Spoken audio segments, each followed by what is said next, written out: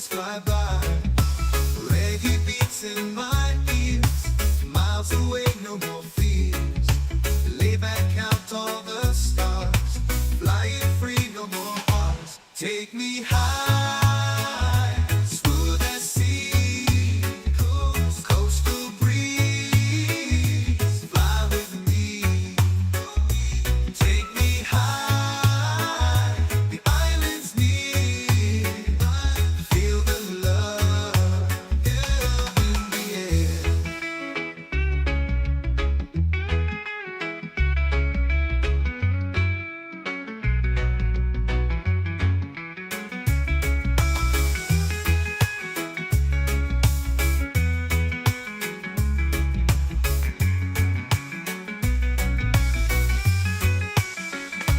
Take me high, smooth as sea, coastal breeze, fly with me.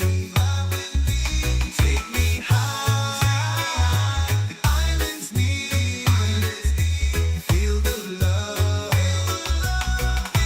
Palms are swaying, blue sky, wonders found while we fly. Oceans calling my name. Life is more than a game. Arms are swaying, blue sky, wonders found while we fly. Oceans calling my name. Life is more than a game.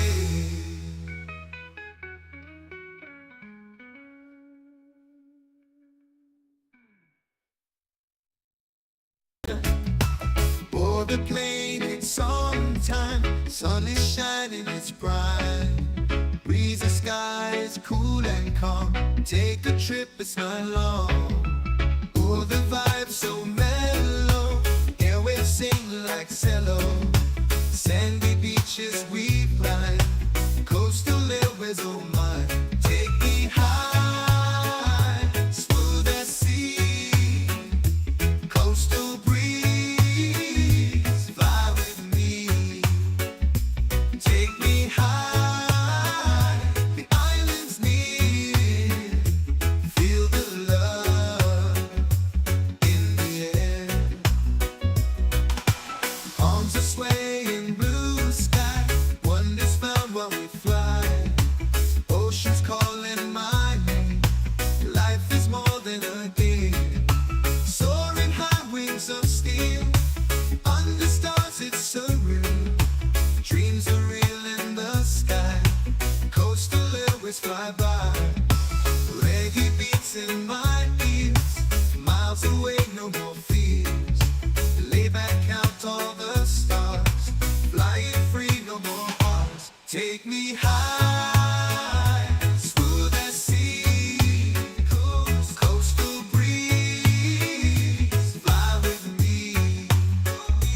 Take me high, the islands near, feel the love in the air.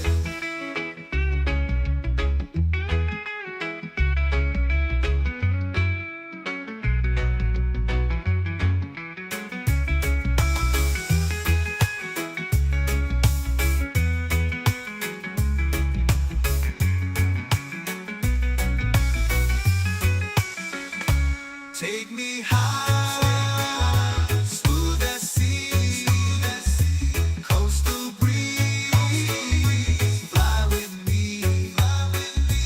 Take me high, the islands near, feel the love. Palms are swaying, blue sky, wonders found while we fly. Oceans calling my name. Life is more than a game. Arms are swaying, blue sky, wonders found while we fly. Oceans calling my name. Life is more than a game.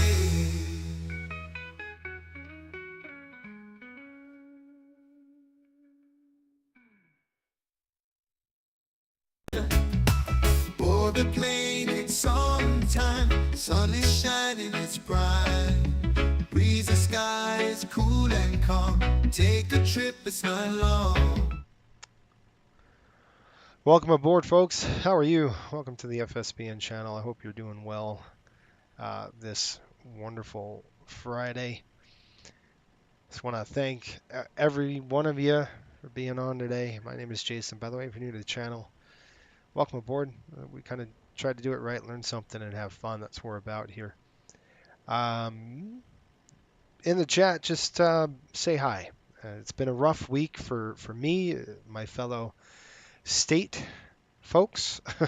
It's been pretty tough around here. So hopefully we can forget about life's problems for a little bit and focus in on some happier times, like I don't know, flying an Airbus that I'm not used to. Let's try that. Pops, how are you? And by the way, big shout out to Pops. It's his birthday today, so everybody give him a happy birthday. That's great. Chris, my man, how's it going? Hopefully you're doing well and you had a good week. Pirates Discretion, how are you? It's good to see you. It's good to see everybody. Pretty somber watching Charlie's wife talk. It's been, I just listened to the first 3-4 minutes and I was like, man, I can't do that before I'm about to go on here. It's just tough, man. It's just I don't know, guys. We live in a real crappy, um, just I don't know. Words can't express it, right? How that's going, but the one wish I have for everybody here is that we might disagree politically or whatever like that. But there's one thing that keeps the bond tight, and that's going to be aviation, right? We can just forget about politics a little bit. We shouldn't get mad at each other if we can't have a dialogue. If we can't talk to each other as humans, we're in trouble. And that's kind of where I'm at right now, where it's like, man, we've got to be able to, like the governor said today, we need an off ramp. he's right. We definitely need an off ramp of this crap. So anyway, let's forget about that and let's get into the Airbus. Now, I don't think I've ever done this live for a long time. Last time I think I flew the bus, I didn't know what the heck I was doing. I still don't know what I'm doing on it. Let's see here. Shelton, how are you? Hope this week was good. What did the lunchbox say? The refrigerator don't hate me because I'm a little cooler. Shoot. That's pretty funny. The Airbus A321 is gorgeous. It sure is. Sean, how are you, buddy? I just saw you. Hopefully you're doing well, and welcome aboard, folks. If you want to kind of forget life's problems for an hour and a half, 2 hours, you come to the right place. Let's get going on this thing. I just updated this airplane.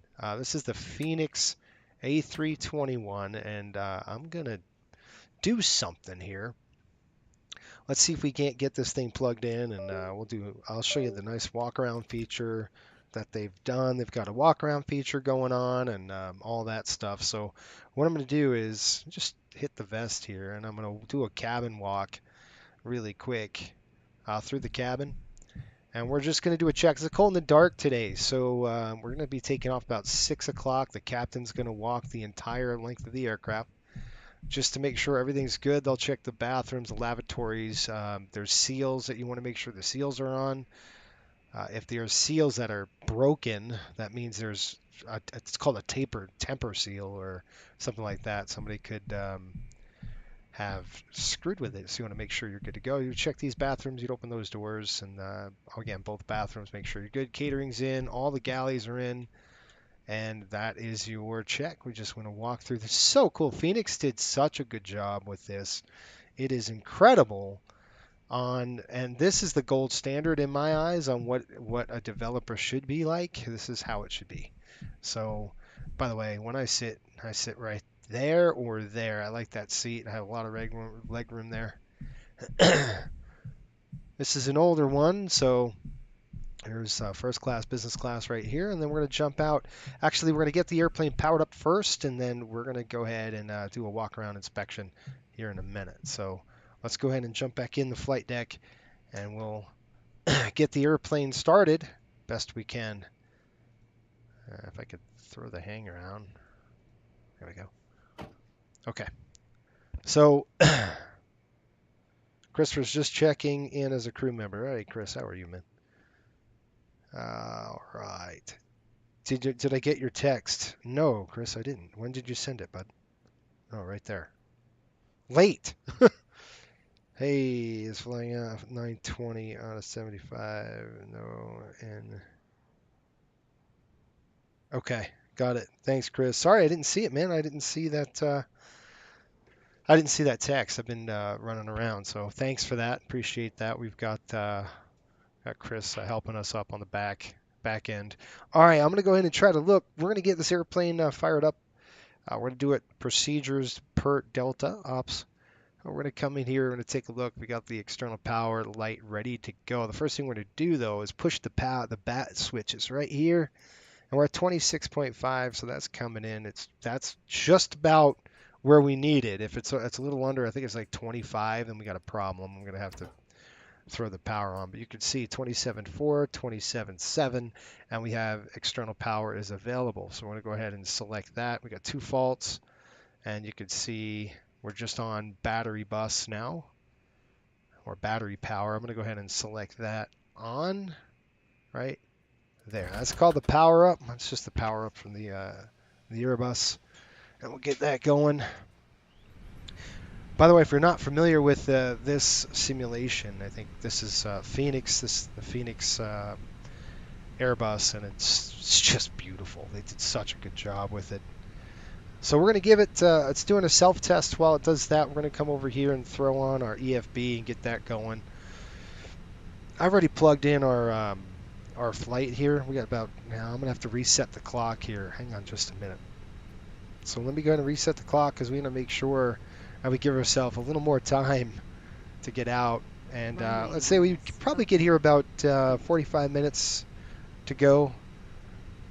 I'll say about right there. That's about perfect. About 50 minutes right there. So good stuff. Go ground services. We'll make sure we got the GPU and we'll throw the PCA on. That's going to be the air conditioning cart, basically, for you Boeing folks. That's the AC cart.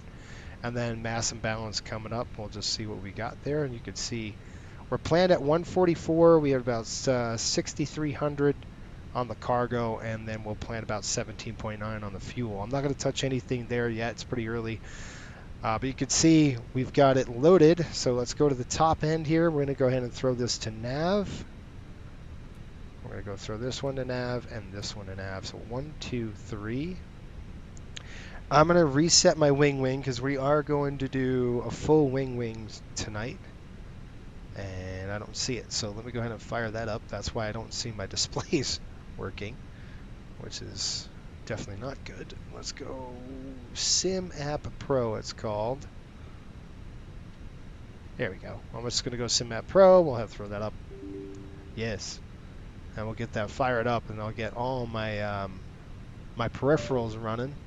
And I'll show you guys when I'm actually running the full left-right EFIS plus the FCU plus the CD, the MICDU, and then the throttle quadrant I've got. So we've got a full complement of gear today. I just want to see how this is going to work. It's firing up right now. You can probably hear that in the background.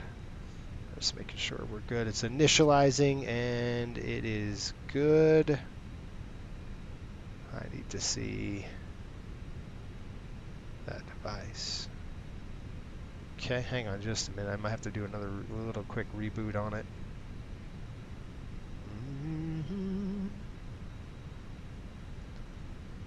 Okay. Let's try it again. So I'm just going to get rid of that. I'm going to click yes. I'm going to try to restart SimApp Pro. Sometimes it doesn't want to fire up the first time, so you're going to have to do it again. And if that doesn't work, yeah, I know.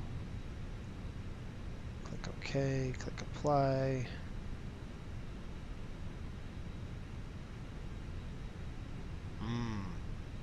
All right, let me get to your comments. Christopher, just checking. I got that. Shelton, I don't know if you saw, I sent the Coastal Instagram message.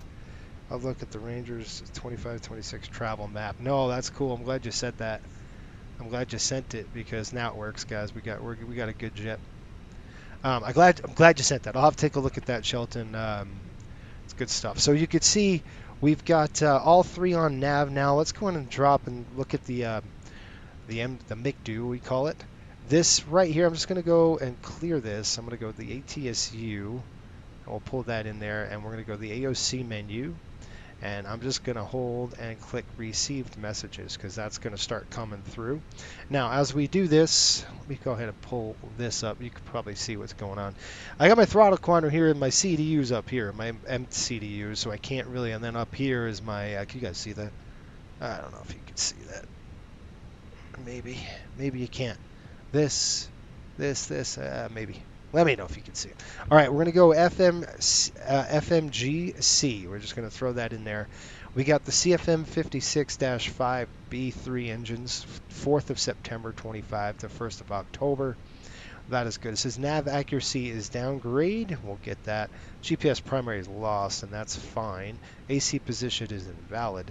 We'll check it all and make sure we're good. So once this is good here, we're going to go to the status, and we'll do that by going to wrong one. Yep, it's the init.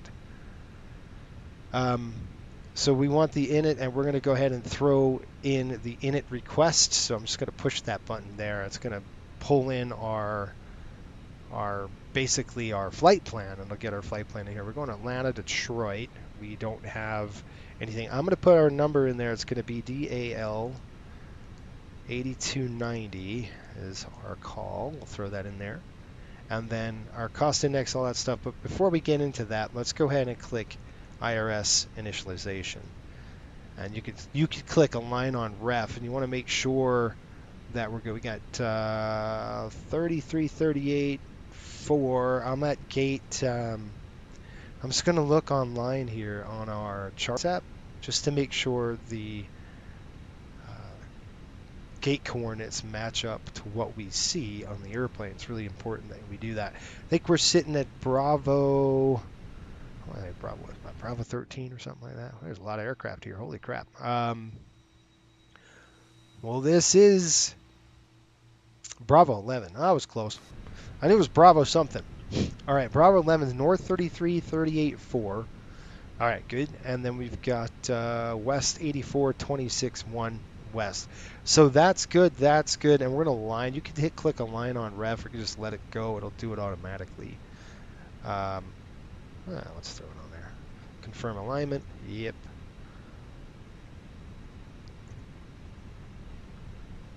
All right, and then what we're going to see, it says IR in alignment in 3 minutes. So it's on the basically on the ICAS letting us know, or the ECAM, I should say. It's different. Click return, and you don't have to do that all the time. It just does it automatically. Usually, airport information. Let's go to our sim brief. Now I'm just going to kind of plug in and look at our. What the heck is it? Where is our cost index? Cost index pretty high today. It's going to be up to 40. They want to get us to the hub quick. And we're looking at a top end altitude of 370. So we're going to type in, this is a weird one with Airbus. You got to go FL 370 / your temperature up at altitude. And the best way we could do that is go to page 2 of our OFP. And I'm just going to kind of look at 370 right there, negative 20 degrees or so. So we're going to go negative 20, and then we're going to enter it. All right, now all that's good. Now our wind, we're going to go ahead and throw that in there. So we're going to select the wind. We're going to request the wind. From that side, it's going to pull in the wind data. Just give it a couple seconds, and it'll take. There it does. And it's just saying wind data uplink. We're good to go. Now that is done. Let's click return. All right, now the next thing we want to do is our ground temperature. And that sucker is hiding down on the left side, and it's really easy to miss. So what we want to do is put in our ground temp, and I'm just going to get you a weather. The weather right now in Atlanta, I've got 27 degrees. So 27 degrees, we'll throw that in there. And by the way, folks, if you're like a massive Airbus fan and you've been flying this as long as I've been flying a 737, I do apologize. I think I've come a long way.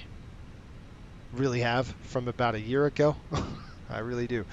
Doesn't mean I know the airplane 100%, but I'm learning it, which is huge, right?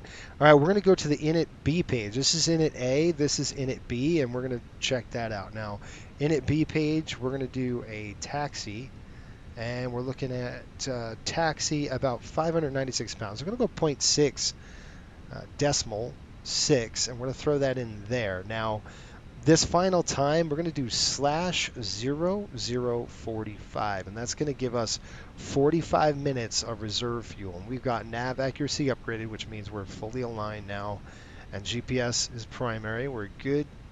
And then our zero fuel weight, I'm estimating zero fuel 141, basically 141.0, and then slash that zero fuel gross weight. We're going to have to come to our weight and balance page here, and it's going to be right there, 26.2. So we're going to add that in there at 26.2, and we'll throw that up on top. It says cruise flight level above max flight level. Okay, we'll have to change that, and we'll get that going here in just a minute. So we might have to drop down into a different level. 3.5 maybe. So let's try 350, and how we're going to do that is we're going to go to our over here. You can say 370. Let's go ahead and change that to flight level 350 just for now. And then, oops, that's 50. It's definitely not going that high. 350. Let's see if it just takes that. Nope, it's a format error, which means we have to have a little slash in there. 350, then slash, give it a go. Nope, didn't like that. All right, let's take that. Let's just, yep, okay. It changed it to a -16. It's actually a -20. I don't know why it did that. There we go. All right, it's good to go there. Let's go to the B side. We're still not done. Block fuel 17.9 on the fuel, so I'm going to throw that in there. 17.9 right there, and that's good. Now, couple things we're going to do. Everything else looks good. We don't have an alternate, so we don't need an and an alternate. Otherwise, we would have had to mess with this. Okay. Trip to win, all that stuff, we're just going to leave blank right now. And now we're going to go to the flight plan page. That's the next thing we're going to do. But before that, I'm going to get to your comments. How's that? Cool to have a stream with all the panels. Yeah, I don't know if you saw. Okay, I got all that good stuff. All right, I'm caught up on comments. Cool to see all the panels. The panels are really cool. I like them. Yeah, all the panels up here. Sean talked me into getting the right side EFIS. The right side EFIS. Oh, I did. Yes. All right, let's go ahead and check out the time. It's 9:22. Let's go ahead and get them actually start to load. So I'm going to click Load Aircraft, and I'm going to say GSX boarding and refueling, and it's going to start doing its whole thing. I'm just going to leave it alone. Don't touch anything. Let the thing work. Let it cook, so to speak, and it will cook. All right, I'm going to look at the ACARS because we got an ACARS report in. It says departure Atlanta, destination to toilet. We're doing Paget 2, Smith Q67 to H&N Subway, Hot Rod 2, Detroit, Max 370 on the altitude, squawk 1757, mark cleared, Gauge 2, departure Smith, transition maintain 10,000, 370 in 10, departure frequency 133.47, upright aircraft with mode C, on CTC ground north end of ramp. Gotcha. So all that's good to go. Now what we're going to do is click the Atlanta tab, the L1 tab, and you're going to go departure. Now let's take a look at what they're doing. Earlier they were flying the 8s out of here. We're probably going to go 8 right, and it's probably the runway we're going to get. I just want to make sure we're not too far. I was pretty much right in the middle of the terminal. We'll go 8 right. That's going to be our departing runway. So I'm going to select 8 right here. All right, and then we're going to do the what? The Paget 2. We'll throw that in there. And we got to look at our paperwork for this, or OFP, or dispatch release. And we're looking at the what? Give me that. Where are you? Smith transition. So we'll go ahead and throw Smith in there. So before you hit anything, we've got 8 right, patch it 2 Smith. It's very important that we program this airplane like right, otherwise it just won't like it. We'll go ahead and insert that. Then what we're going to do is select Detroit, and then we're going to click Arrivals. And I'll show you the doors coming open right now.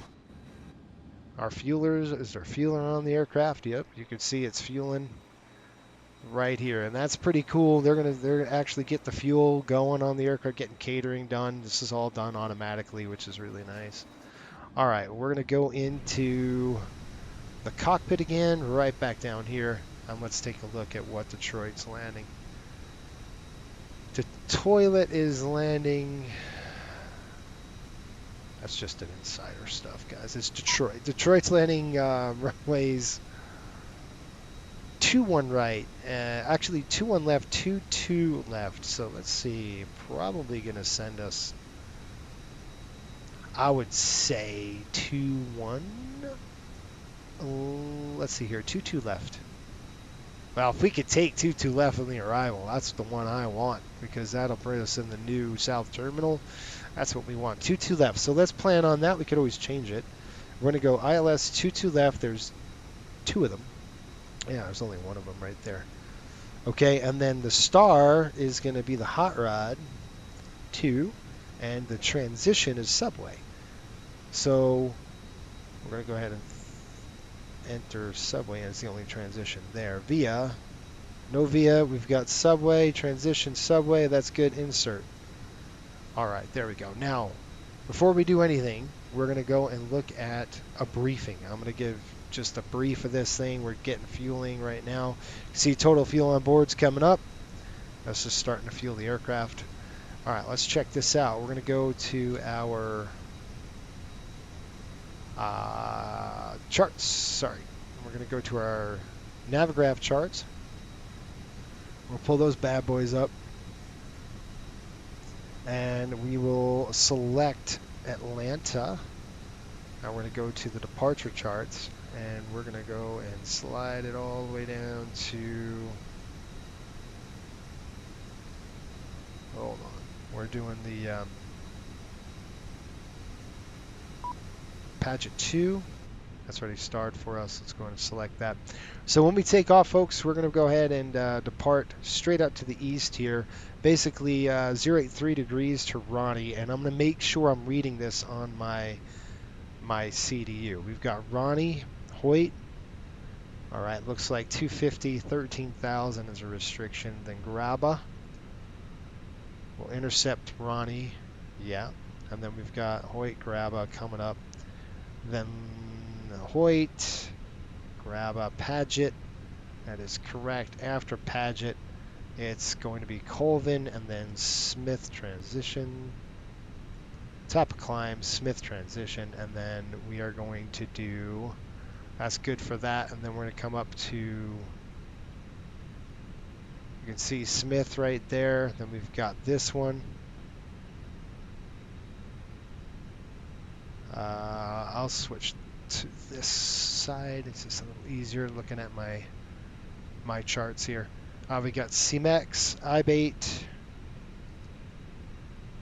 Alright, and then we've got Tonio, Taft, Joan to HNN, which is Henderson, and then Subway. And then let's go into the arrival, the hot rod arrival. That's going to go right into here. We'll click the arrival docs, and we're going to go to the hot rod arrival, and I'll show you that. We go in Subway, I've got that checked, to Colts, then on to Buchan, and then we're looking at a restriction here, 280, 270 at 270. We've got that. And then fire, what is that? Fire 20,000 feet, yep. No. Cranking 280 at about 18,000, that puts us right in that range. Then we got beer 15 to 12,000. All right. Good restriction. It'll probably send us about 15,000 on that one. Then we got hot rod. All right, 250 after hot rod. We're going to try to go to Fork. Probably going to send us that way, 22 left. We're going to go to Fork, then we're going to go Molt, and then we are on our own to manual in. And then it's a too steep path, and we'll figure it out from there. Then we got a discontinuity. So I'll show you. We got too steep path, discontinuity. We could get all that settled up here in just a minute. And then Rogue. But it's so far away, it could change. So I'm just going to leave it the way it is. It's letting us know that that descent is pretty darn abrupt if we're gonna continue on this path. And the reason why you don't want to do this right now, at least I don't, is because it could change, and it could change pretty rapidly. So you just want to get a placeholder in there for now. So I'm just gonna leave it. Right, it's a placeholder in there for now, and this thing says Rogue. We might want to go a little bit up to maybe Oscar at 4,000 feet or something like that. That might be a little bit better. We'll check that as we keep going with it. How's that? Okay, I'm good with this. Let's go. This is all done. Let's go to the sec flight plan, and we're going to copy the active. All right, we're good to go there. Flight plan is now entered and done. We're going to go to the pref page, and you can see you want to select this. Actually 1500. We're going to go 1500 here /3000. This is going to be an engine out procedure. Reduce thrust 15 to accelerate to 3 at 3. It's just kind of the NDAP, if you want to call it that. It's noise abatement, just your standard noise abatement. If you can do it, they want you to do it that way. Next phase, we've got that's good. We're going to go to the descent and make sure that the descent is managed at 301. That's okay. Now, if there was a restriction on the descent, we'd want to throw that airspeed in here.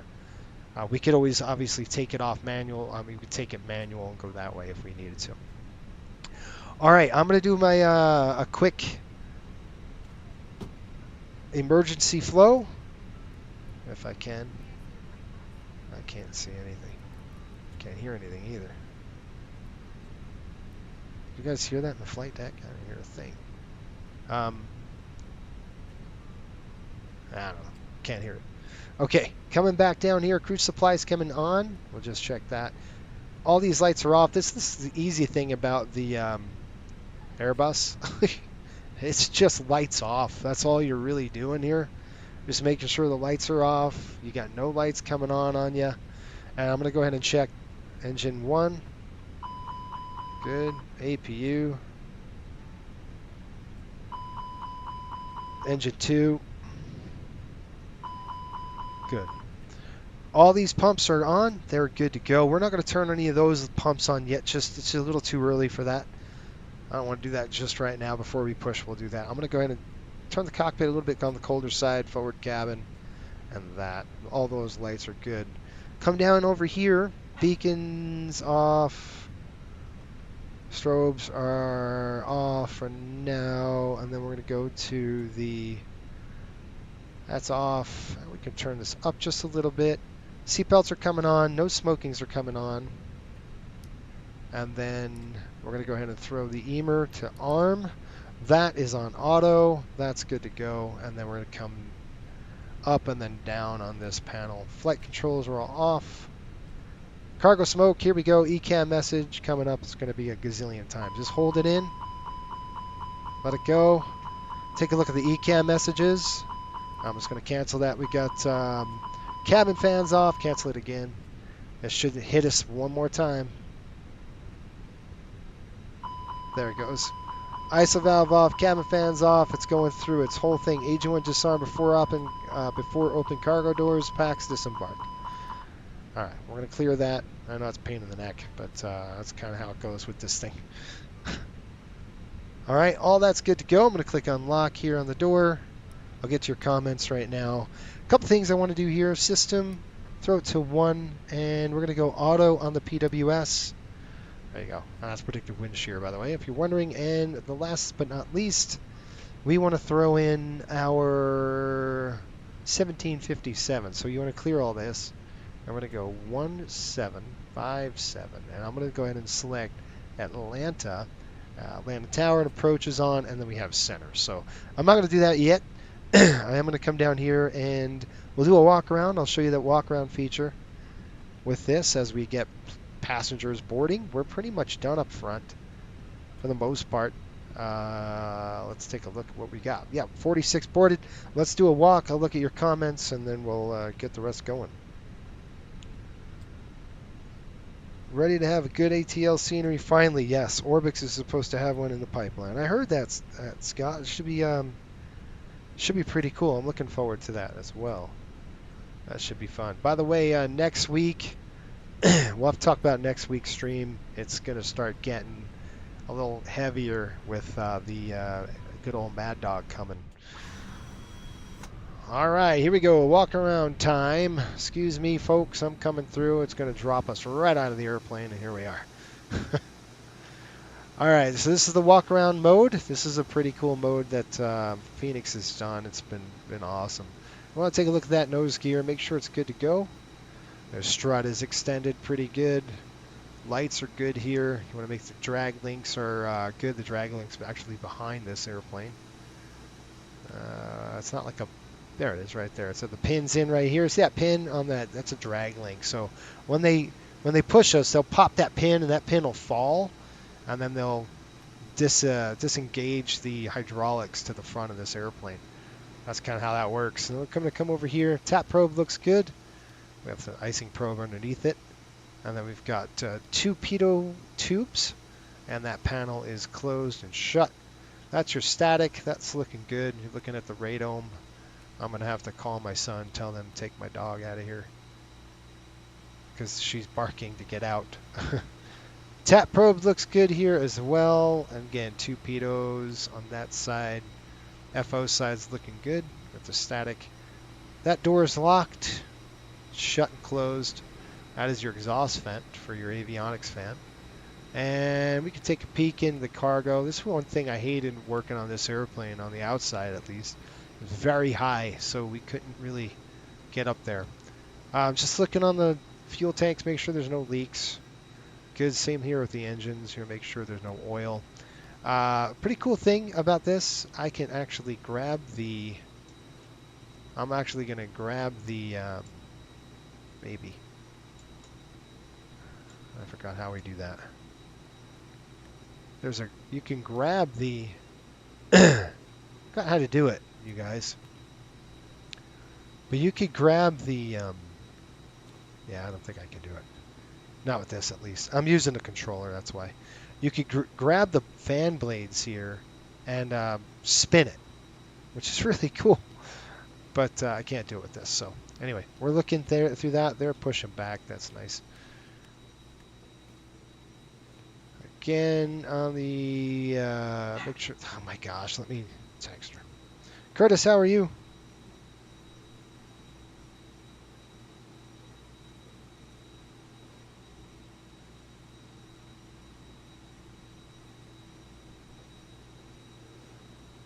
Hey, are you taking her out? Thanks. All right. He just did that for me. That was nice. He's barking at me. All right, keep on going here. That looks good. Got a nice 737 on the push here. That's a nice airplane right there. I thought we had that on. Guess we didn't. We'll have to turn the logos on and stuff. They're not on yet. I missed it. I'll do that when I get back in there. The canoe fairing's looking good. Tires are looking good. We checked the tires right here. Make sure the brakes are good. The pins are looking meaty. You want to look at those pins. Tire conditions are looking good. I don't know if they do the wear on this. You could come down here and pop a panel and open the door, but why would you?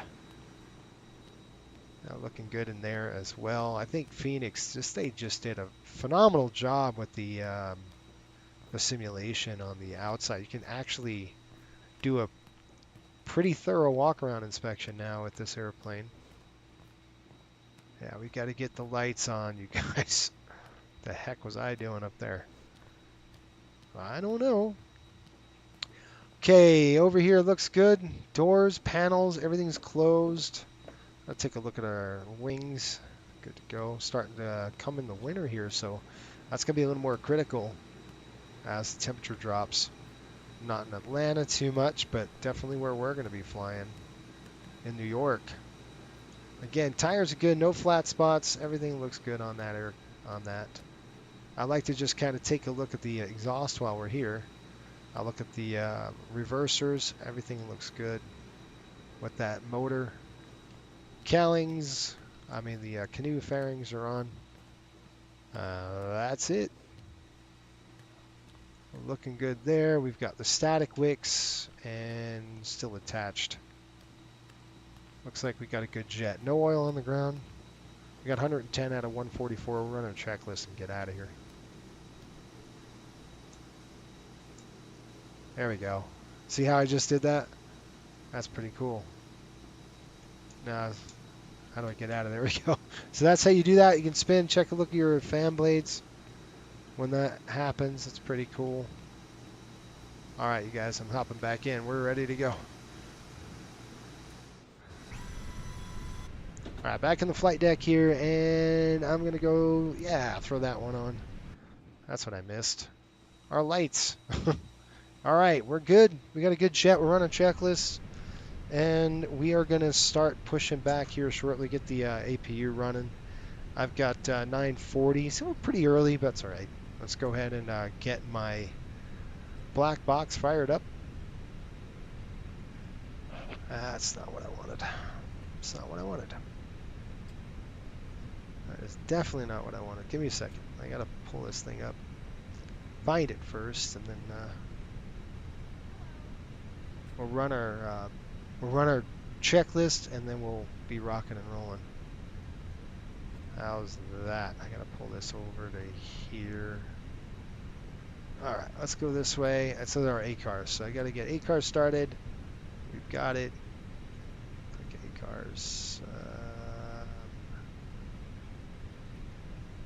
No, I don't. What in the world? Okay, refresh that. Refresh it. All right, let's go and do this. We are doing passengers 144. Click save. And I'm going to click start. Good evening, ladies and gentlemen. On behalf of Delta Sky Team and our global partners, welcome on board your Delta flight going to Detroit Metropolitan Wayne County Airport. As you're making your way to your seat, we kindly ask that you please step into your row and out of the aisle as quickly as possible to allow those passengers behind you to make their way to their seat as well.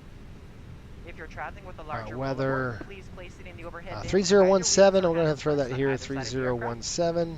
Keeping in mind that the overhead bin space is shared space, so if the bin directly above your seat is already full, please go ahead and utilize the next available space. All right, 3017 set. If you brought in a second item with you, such Constraints as coming on. Bag, laptop bag, backpack, those are good. That's going to be set. We're going to climb up to 10,000 feet. so that we can utilize that overhead bin There's space 10,000. Check. without having to check them plain sight to your final destination.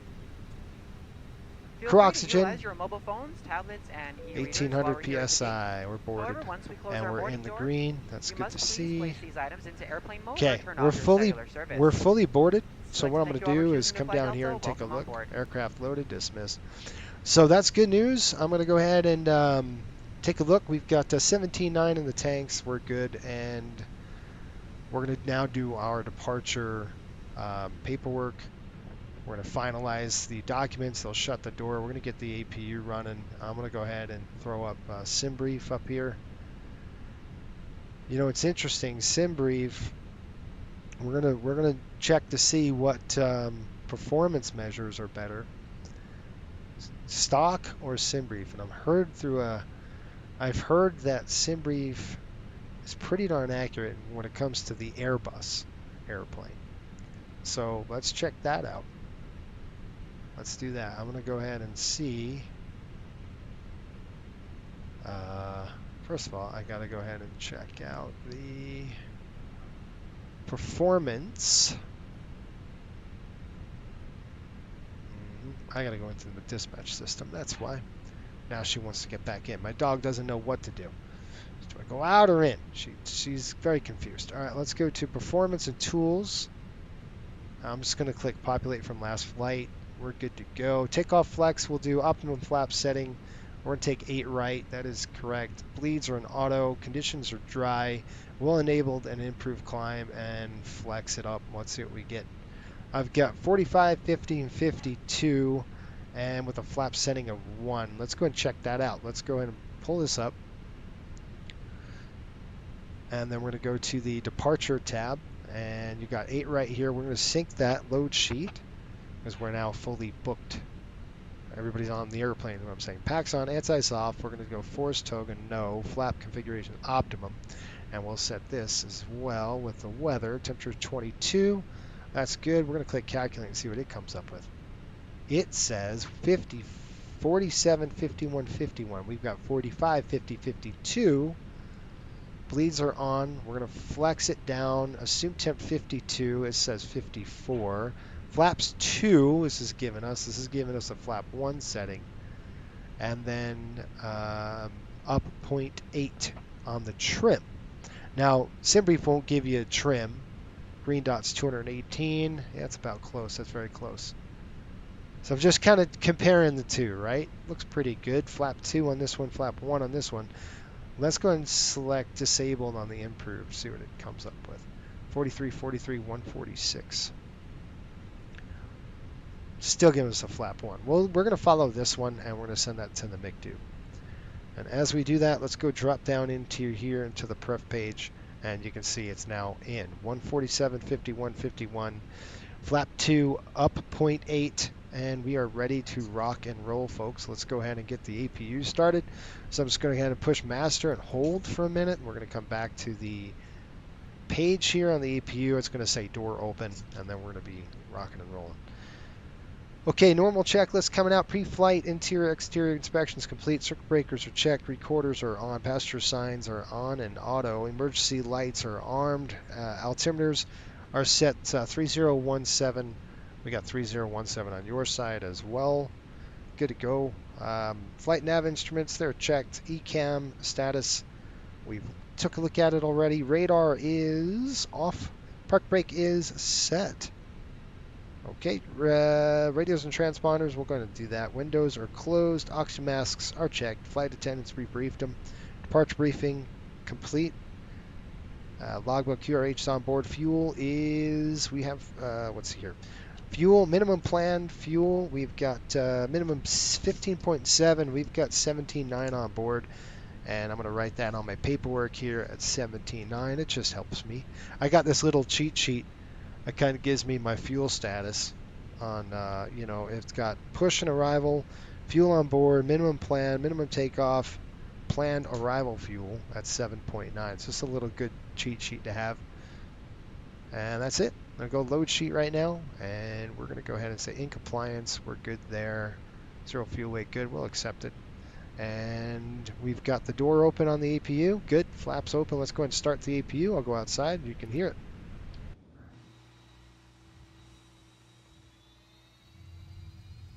And as they do that, I'm going to start programming the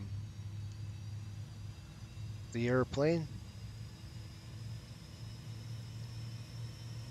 Hey Jason, currently flying the West Coast event, first ever event, and it's a mess. That's true. It sure is a mess.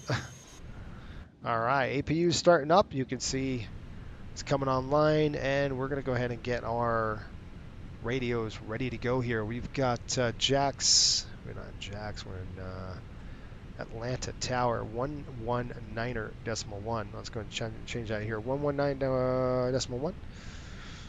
So I'm going to go 119.1 on this one.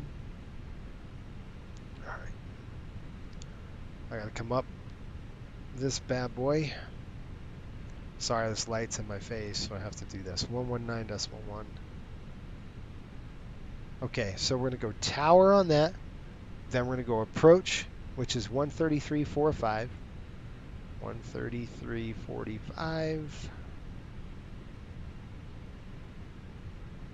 Drop it down. 133.45. Come on.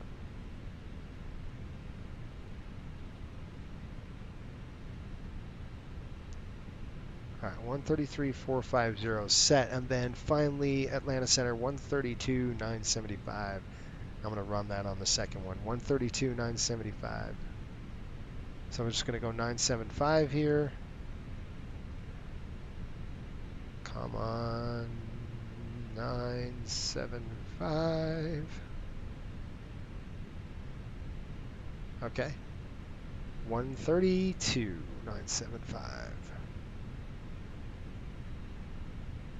Okay, 132,975. I'll throw that on there. We're on and broadcasting, transmitting and receiving on 119.1. Okay, folks, we're ready to rock and roll with this airplane. Terrain is coming on your side as well as my side. I have constraints on my side. Any questions? I think we got it. Good. Okay, let's do this thing. Jim, how are you? I just started 2024. I have a lot to learn. It's okay, man. Acoustic Studios, welcome from Jamaica. My man. I love Jamaica. Love the culture, the people. Good stuff. Curtis, how are you? I think I said that. All right. Atlanta Tower, A lot of people have no clue what's going on. Got to fly Emirates. After a solid minute trying to read back. American 5498 Atlanta Tower, runway 8 left, clear to land. All right, here we go. 8 right. Let's go ahead and lock the door. The cockpit door is open. Let's go ahead and give it a close. All right. We're going to try to shut this door. Sorry. See ya. All right. Once it's shut, I'm going to go ahead and lock it up. Throw the lock on. Okay. It's just us in the flight deck now. We're going to go ahead and throw this off. Take a look. Doors are closed. We got green lights all the way. Hydraulics looking good. Straight across on the hydros. We'll go ahead and check the fuel. We'll do the fuel pump check. 89, 89, good. 22, looking 17.9. I've got that on my paperwork. We have APU gens coming on. We'll go ahead and throw the external power off. And then our pressure, it's wide open, right? We're good. Bleeds, nothing to worry about yet. And then engine is set for now. Okay, let's go in the overhead. We're going to take the availables on. We're going to go ahead and throw that to off. And all right, turn the pumps on already, and then APU bleeds coming on. Let's go ahead and get the airplane ready to go here, folks. So we're going to go ahead and call GSX. I'll tell them to hook up the push, and let's get the heck out of here. Request, push, and departure. They do that. Beacon's coming on. So beacon lights on, bleeds on, and we are good to go with the aircraft.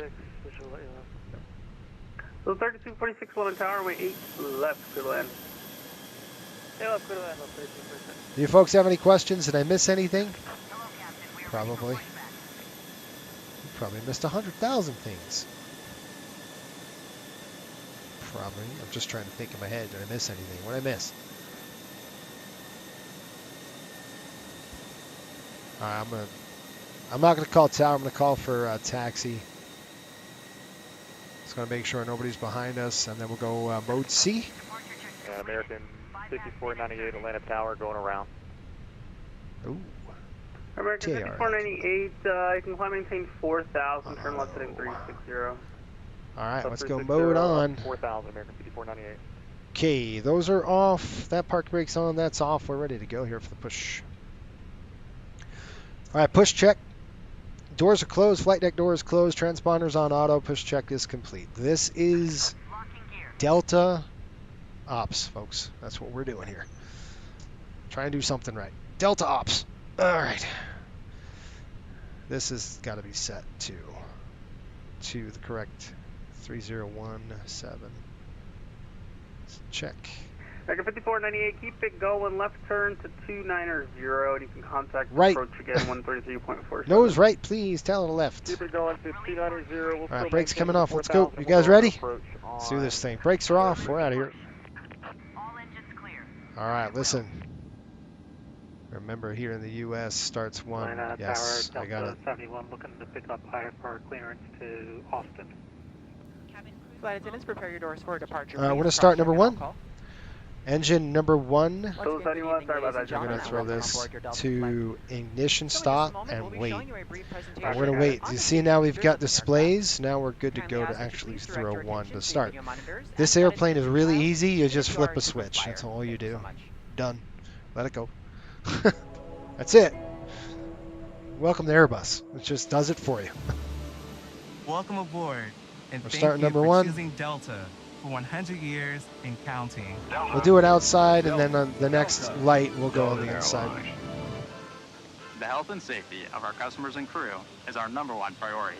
and the shared responsibility of everyone on board.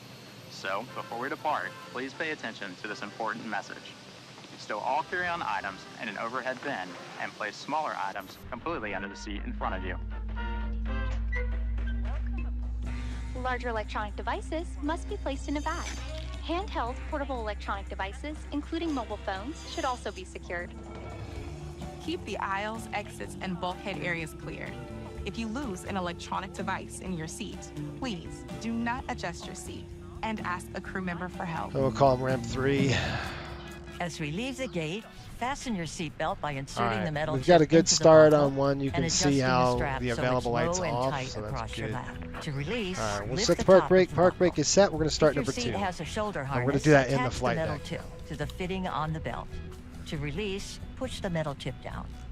Stay seated with your seatbelt fastened when the seatbelt sign All right, is you on. can see, I don't think you guys can see it, but in case of sudden roll. it's on there. In the event of rough air, the crew might also need to buckle up for safety. We appreciate your understanding if our service is interrupted. Federal Yeah, you guys can see regulations it. All right. require all passengers to comply with all crew members' instructions, along with the posted placards and lighted information signs. Paul, how are you? throughout Any the thoughts cabin. of trying Smoking, X-Plane vaping, 12? the It's use of gotten a lot e-cigarettes better. or I any heard smokeless that. product, including chewing I heard tobacco, it. is not I heard it's allowed gotten on really any good. Delta flight. Federal law prohibits tampering with, disabling, or destroying restroom smoke detectors. All right, once we got the available light, we're good to go. So we're going to start down here. We're going to go ahead and throw this to normal. And then flaps, we're going to come down 2, 1, 2. We'll arm the speed brakes. Carry-in baggage will slow the I'll show you evacuation. how that works. All You can see it exits are working clearly here. marked with the green We'll do a exit wipeout on the symbol. flight Look at the controls. nearest exit, and remember, And they I'll might show be you this in behind the you. flight deck. If So we lose power, lights will illuminate the aisles we're going to go to guide you to an flight exit. controls here. I'm going to lock this It's so we unlikely, can see what we're but doing. if cabin pressure changes, All right, we're going to go oxygen to the masks will drop from the panels above your left, seat and inside the to the lavatories. right, Reach up and pull a mask down, or streamer down to and start the up. flow of oxygen. Remove Rudders. any face covering and place the mask over And your then nose pitch and trim, mouth. get Slip ready. the elastic strap over your head And remember, adjust we the want mask up if necessary. 0.08. Breathe normally and note the oxygen is flowing, so That's don't worry if down. the bag doesn't So we want to inflate. go up Be sure to adjust 0.08. your own mask before helping others.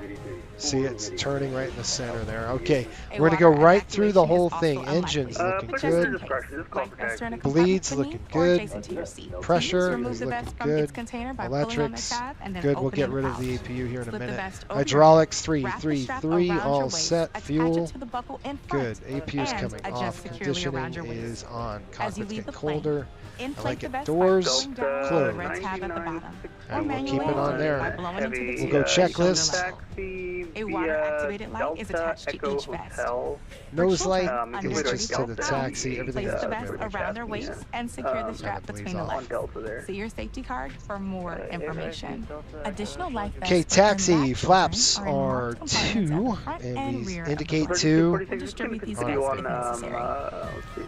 Before takeoff, bring your seat to Point its 8 upright up. position and stow your 0.8 tray up. table, footrest, and leg Good. rest. Thrust. Be sure you We fasten have your flex. seatbelt low and tight across You can your see lap. flex on the Carry-on ECAM items top. secured, and armrests are at resting Not the position. ECAM, but the Or as otherwise indicated on the placard in Roger. front of you. not the You have EFIS, a but the suite door, thing, whatever that. I ensure can't it's see. open. Trim is See set. Flight placard controls are instructions inside the checked, suite door for and opening we are set for instructions taxi. in case of emergency. Okay, brakes off.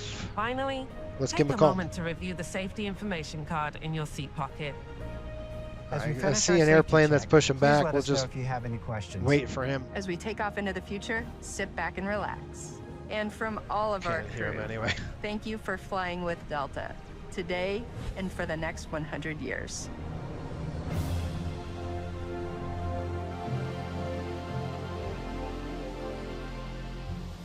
I'm just going to wait for that aircraft to start moving, and then we'll get our taxi instructions here.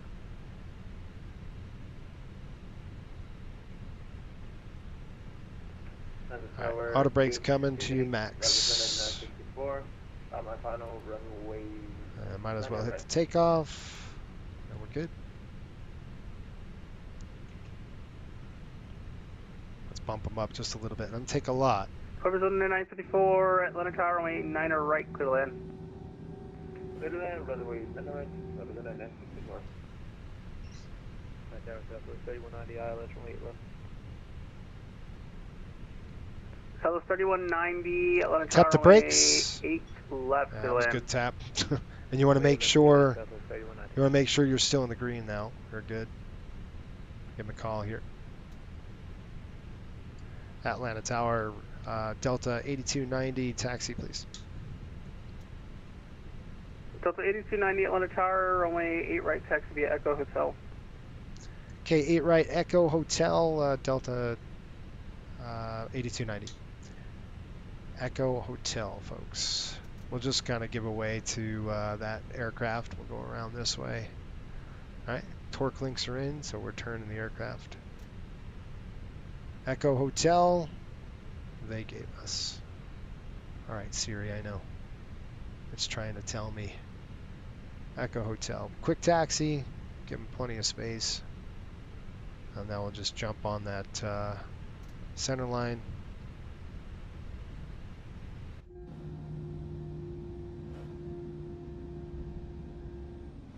The sounds are just absolutely beautiful. Atlanta Tower, Delta 71 with information and pop out ready to taxi. Delta 71, Atlanta Tower, runway 8 right, taxi via Echo Hotel. Is that guy in front of me? Echo Hotel, Delta 71.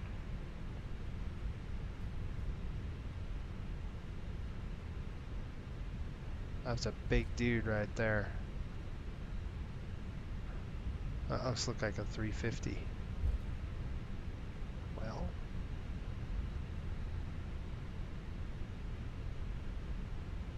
Yeah, looks like a 350.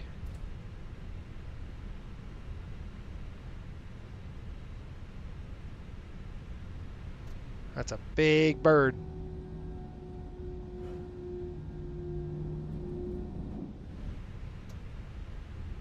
It doesn't take much on this thing. Traffic. Yeah, I gotcha. Echo Hotel. We're clear on the right. Clear on the left. We're gonna go and slide through here. And just go up Echo. Delta 3034 ready to taxi with pop Delta right up through here. 3034, Atlanta Tower. Echo Hotel. Are you set up for 8 right or 9 or left? 8 right. Cleared. Delta 3034. Sure. Runway 8 right, taxi via Echo Hotel. Taxi via Echo Hotel. Oh, are they gonna do a? Are they gonna do a Delta 9961 heavy RNAV turbulence? to Ronnie, runway 8 right, clear for takeoff. Runway 8 right, clear for takeoff. Okay, before takeoff, runway position set. Delta 8290, runway 8 right, line up wait. Okay, 8 right, line up and wait. Delta 8290. Brazil 9954, cross. Brakes, TCAS, join engine Lima mode, and we're good to go. Flight attendants, please be seated for takeoff. Thank you. Cross runway 99, Delta, Lima to the land, representative. Southwest 3190, right turn onto Bravo, hold short of 8 right on Delta. Right Bravo, short of 8 right on Delta, Southwest 3190.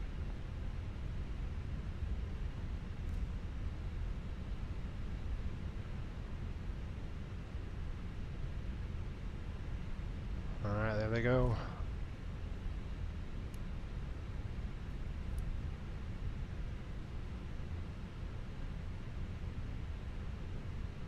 Approaching 08 right. Okay, we're going to throw the strobes to on. No, we shouldn't, but we're doing it anyway. Now, we should put the landing lights on when we're cleared for departure, but I'm just going to do it now. There goes that airplane screaming. Alright, we're lined up here, 8 right on the pavement. They're airborne. We'll stop the aircraft. Right there. Okay, anything before 80 knots will stop the aircraft. Anything after 80 knots will only stop with fire, failure, fear, shear. And we are ready to rock and roll here. Just want to make sure the strobes are on. There we go, strobes on. There we go. Southwest 3190, cross 8 right at Delta, join Foxtrot to the ramp. Cross runway 8 right at Okay, we Delta, got somebody and crossing Fox 8 right Fox ahead of us. 3190. And we'll just hold right here. Brakes temps are checked. Looking good. We're going to go ahead and click engines. Looking good there. Yep, mode selector is normal mode. All right, ready to Delta go, folks. 9961, contact departure. Departure Delta 9961, good night. Ah, shoot. My charts went out. We're holding for wake. Wake turbulence, right, folks? Let's get outside, take a picture, maybe. That'd be a cool Delta picture. 8290, RNAV to Ronnie, runway 8 right, clear for takeoff. Okay, RNAV Ronnie, 8 right, clear for takeoff, Delta 8290. All right, let's bring them up to 50. 71, runway 8 right, let it wait. We'll go 50, or just wait for it to stabilize. Wait, 8 right, Delta And we're 71. going to go wait. 1 click, 2 clicks, and let's take a look. We got man flex, and that's what we're looking for. 54 man flex, and takeoff thrust is set. Here we go.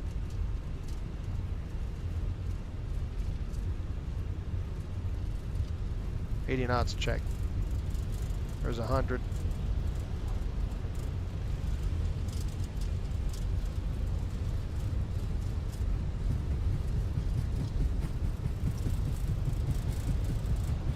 V1, rotate. Delta 71, RNAV to Herschel, runway 8 right, clear for takeoff. Clear for Okay, takeoff. positive rate, gear coming up. Delta 3034, runway 8 right, let it wait. Hold it right there. Now, I'm just going to be flying the flight director. We're going to get ready to click down. Now, click climb thrust set.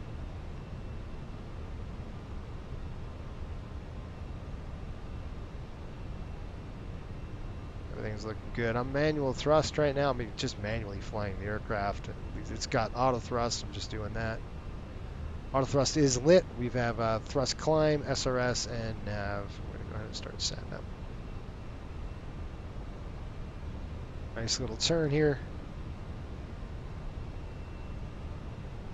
Delta 3034 here. It's going to disconnect. I believe there's an issue with the plane start. Alright, have a good one. Nice right there. Let me call him up. Tower Delta 8290 through 31 for 10. Delta 8290, contact departure, have a good one. Alright, over departure. We'll see you. Okay, I'm going to go ahead and click autopilot 1. Alright, the airplane's going to do its thing. I'm going to go flap. Once it accelerates, I could throw flap 1 right now, which I'm going to do. And then I'm going to go ahead and switch frequencies. And then we'll do departure. You can see that just kind of pulled those flaps up to 1. We got to keep them out. We're a little bit longer till we get to the S speed, and then we can pull them up. Atlanta departure Delta 8290 through 3.8 for 10. Slats up. Ladies and gentlemen, as we climb to our cruising altitude, Maybe that didn't work. Special thank you 133.475. to 133.475. That's why. Your business and loyalty are greatly appreciated by the entire Delta family. Let's try that. For your safety, it's important. Delta 71, Atlanta departure, radar contact. On the maintain 14,000. Same guy. Even if the sign is off, please keep your seatbelt fastened in case we experience any unexpected rough air. Delta departure, excuse me, Atlanta departure, Delta 8290 through 4.8 for 10. That is 8290, Atlanta departure, hello, radar contact, on the maintain 14,000. Kept to 14,000, Delta 8290. 14,000 right there, set. Alright, we got ground spoilers, we're going to disarm those. Starbucks coffee. There we go. Water, juices. That's it, folks. We're done. We'll do a climb check. Fresh eats items and all-day goodies. What a beautiful day here. Beer, wine, and spirits are available, complimentary for our first class and Delta Comfort Plus passengers, as well as available for purchase for the. Okay, after takeoff, flaps are up, landing gears up, APU's off. Of available beverages, after takeoff, as well as of our fresh eats items can be found in the menus in your seat pocket. Please be reminded that Delta accepts only major credit or debit cards for onboard purchases of beverages and snacks. All right, let's However, take a look at the Delta weather. It looked pretty good. I didn't see anything on the radar. There's a little thing right over by Colvin, but we're going to be on the other Delta side of it. Delta 71, contact Atlanta Center on 132.907. Have a good one. view a selection of complimentary as well as on-demand TV shows, movies, and music. You'll find that this screen will work best with just a light tap. Atlanta of your 8290, fingertip. contact Delta Center on Feel free to use your own 132.97. Have a lovely headsets. night. Otherwise, if you do need a headset, just let a flight attendant know they are yours. What was that for Delta 8290? Delta flights. Yep, Delta 8290, contact Atlanta 132.97. Have a good night. Okay, over to the center. We'll see you. Delta 8290. All right, over to center. Make sure I got that right. We've got center frequency at 132.975, I thought. 132.975. Okay, 132.975. That is there. That is now not there. I can't get over there. Hang on. Oh my gosh. Light it up, man. Delta 71 Atlanta Center, good evening. Climb and maintain flight level 360. Climb maintain 360, Delta 71. Atlanta Center, Delta 8290 for 12,000 for 14.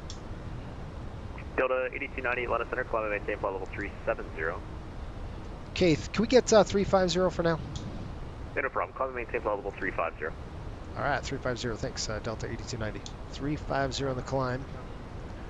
So you guys are going to verify 350 is checked. Then I'm going to take this. I'm going to throw it to 100 instead of 1,000. Now it's 100. Is because if you accidentally bump it, you're not going to bust major, airspace. So you want to make sure we're good. Landing lights coming off now, just because we're passing through 250.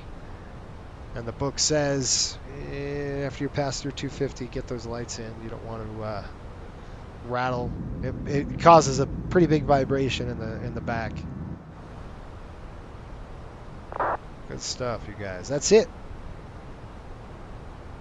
It's all in all. All right, climb checks coming up next.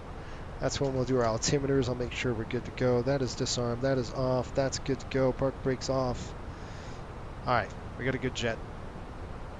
I'll shut that off. I'll get your comments. Let's go outside. Delta 1035, radar contact about 25 southwest of Rocket, maintain flight level 270.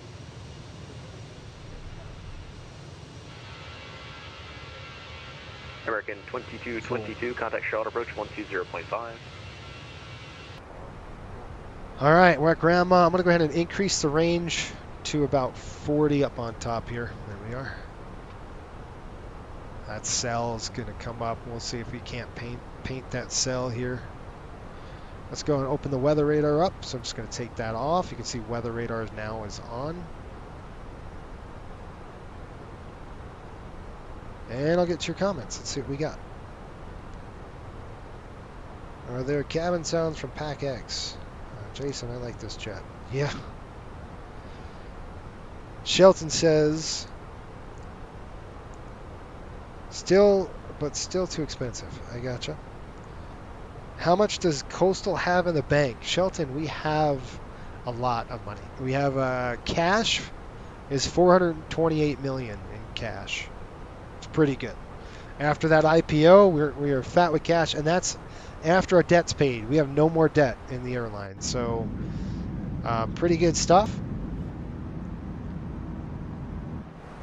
So I know what you're going to say next. 1610, when are we getting these? Proceed direct to Leia. Don't know. I mean, I'm not saying never, that's for sure.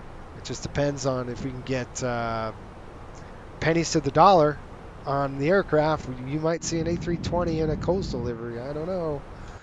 Not a 320, it'd be a 321. We'll see, though, guys. I mean, I just ordered 13 757s, so we'll see what that does to our cost. That might drive our costs way up. All right, we're going to go ahead and select standard here, and then I'm going to reach all the way across and pull standard there. And then last but not least, let's shut our lights off. We've got runway turn-offs. We're going to throw those off. Beacons are on. Wing lights are off. And we'll keep that there. Taxi lights off. It's off anyway. Those lights are good. And that's it. Pop says, looks like it's much easier to fly. It is. Anybody can do it. Delta 1035, cross Glavin at maintain 12000 at 25. This is Charlotte, correction, the Atlanta altimeter 3011. I'm kidding, but what I'm trying to say is this airplane was designed, this philosophy of Airbus is designed to, what's the word? Have the automation do all the work and not the pilots. So very, very good that way in terms of load, pilot load. It's great, right? The airplane is really hands off. You just kind of monitor the systems now, which we'll do, and it's all automated. It's called a fly-by-wire system. So basically, when we turn the joystick here on the side of us here, we're turning that joystick. It sends an impulse, an electrical impulse of zeros and ones all the way to the actuator connected to the wings here. See, on a Boeing, on a 737, when we actually move the yoke, like we're in a turn right now, there's actually cables and pulleys that actually are connected mechanically to the flight controls. So it's different. In a Boeing, a 737, you can turn the yoke, close your eyes, grab the yoke, and feel, oh shoot, we're in a right turn. You can't do that in a bus. It's fly-by-wire, so you have to actually look and see what the aircraft is doing. You just can't. And same with the thrust. This is a full FADEC, so these throttles do not change until we're on final approach. And even then, on final, you leave it until you hit the flare, and then you cut it. Some pilots can do it manually. Depends if it's really gusty. I don't like doing the auto throttle thing. I'll take it off auto throttle and fly it in that way. Different in a 737, you're cutting it all off. The throttle's off. Auto throttle's off. You cannot land with auto throttle in the 737 unless you're doing an auto land, and then you can. But it's just a different way of flying, right? One's hands on, one's hands off. Pretty much. It's weird to get used to. I'm still not used to it. It's really weird on landing. I'm like, what the crap? It's just not right for me, right? I like it though. Don't get me wrong. I like the airplane. I think the airplane's pretty cool. It's just a different way of thinking. So one is going to run. One's very highly computerized. One isn't. The 737 is not going to tell you what happened. You're going to have to find out what happened. So if we were flying and we get a master caution alert, it'll say ding, ding, ding, ding, ding. We got to cancel the master caution. And there's nothing, literally, there's nothing in front of us. There's no ECAM message popping up saying, do this, do this, do this. It doesn't tell you that. It says, bing, and then you got to look up and go, what just failed? And then you got to determine what failed, and then you, the pilot, has to actually isolate the system using the QRH, or the Quick Reference Handbook, to isolate the problem and fix the problem. This aircraft will tell you on the ECAM what to do.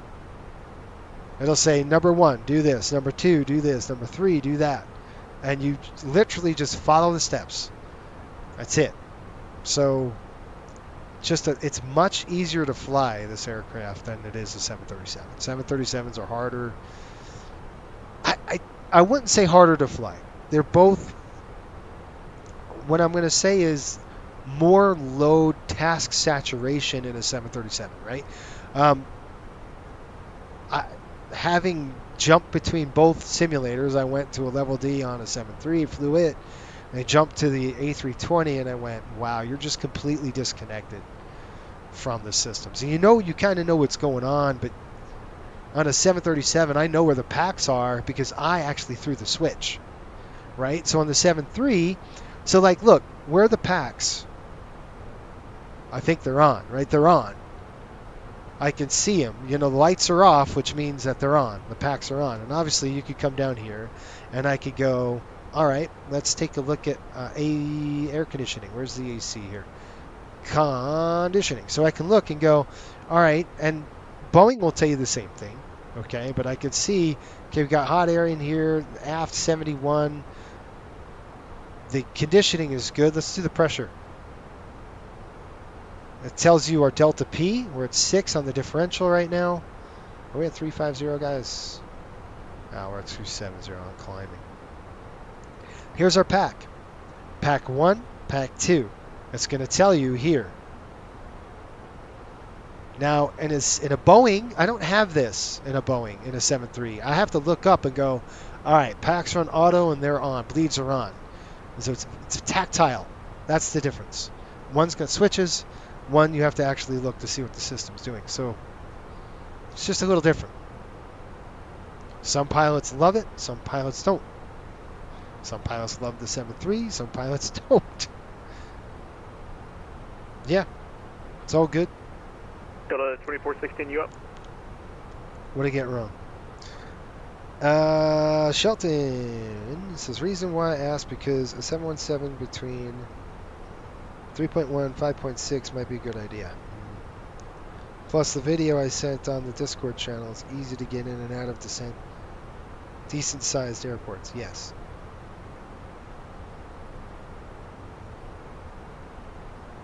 Yeah. I reckon 732 Atlanta Center, hello, climb and maintain flight level 230, delete speed. The 717, that's a, good, pretty much it's a good option. I got to burn down. Delta 2416, are you?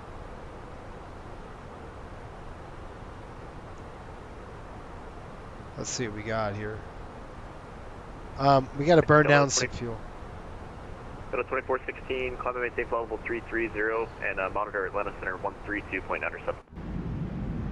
Okay, flying 330, we'll go over 3297. Now this is a really cool thing in the back. Watch this. We can go up here, and I can go this. It's too dang bright, right? And I could say, all right, let's go to. Oh, that's not what I wanted.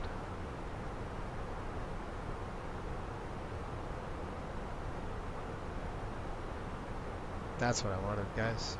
Some settings. Cabin. And I'm going to take the cabin lights and just going to turn them down about 25%. They wouldn't be at 100, that's for sure. So they would be nice and turned down a little lower. There we go. That's probably what you'd see. Nice soft lighting. Especially with the sun coming up. Nice sunrise. The 717, yes, back to the 71. It's a good airplane. It's a niche airplane for us. I've looked into buying them already, so I did my homework. Problem is, we don't have a solid model. We have Captainson. It's just terrible. It's just terrible. It's doable. You can fly it, but it's not great. 1035, expect a visual approach from 8 left. That's why we went out and bought 8 600s. Approach from 9 right. We'll see how the 600s go. 737 600s. 732 Washington offline, radar service. Boy, look at that sunrise, you guys. That is beautiful, dude. It was really nice. But so here's another thing, more important than the 7-1, which I do like the 7-1s. I really like the airplane. It would serve a pretty good niche for us. It would just be, back and forth, 50-minute flights. This is nothing. Our 600 is going to do that. Our 600s are going to go about an hour, 10 minutes tops. But here's the question.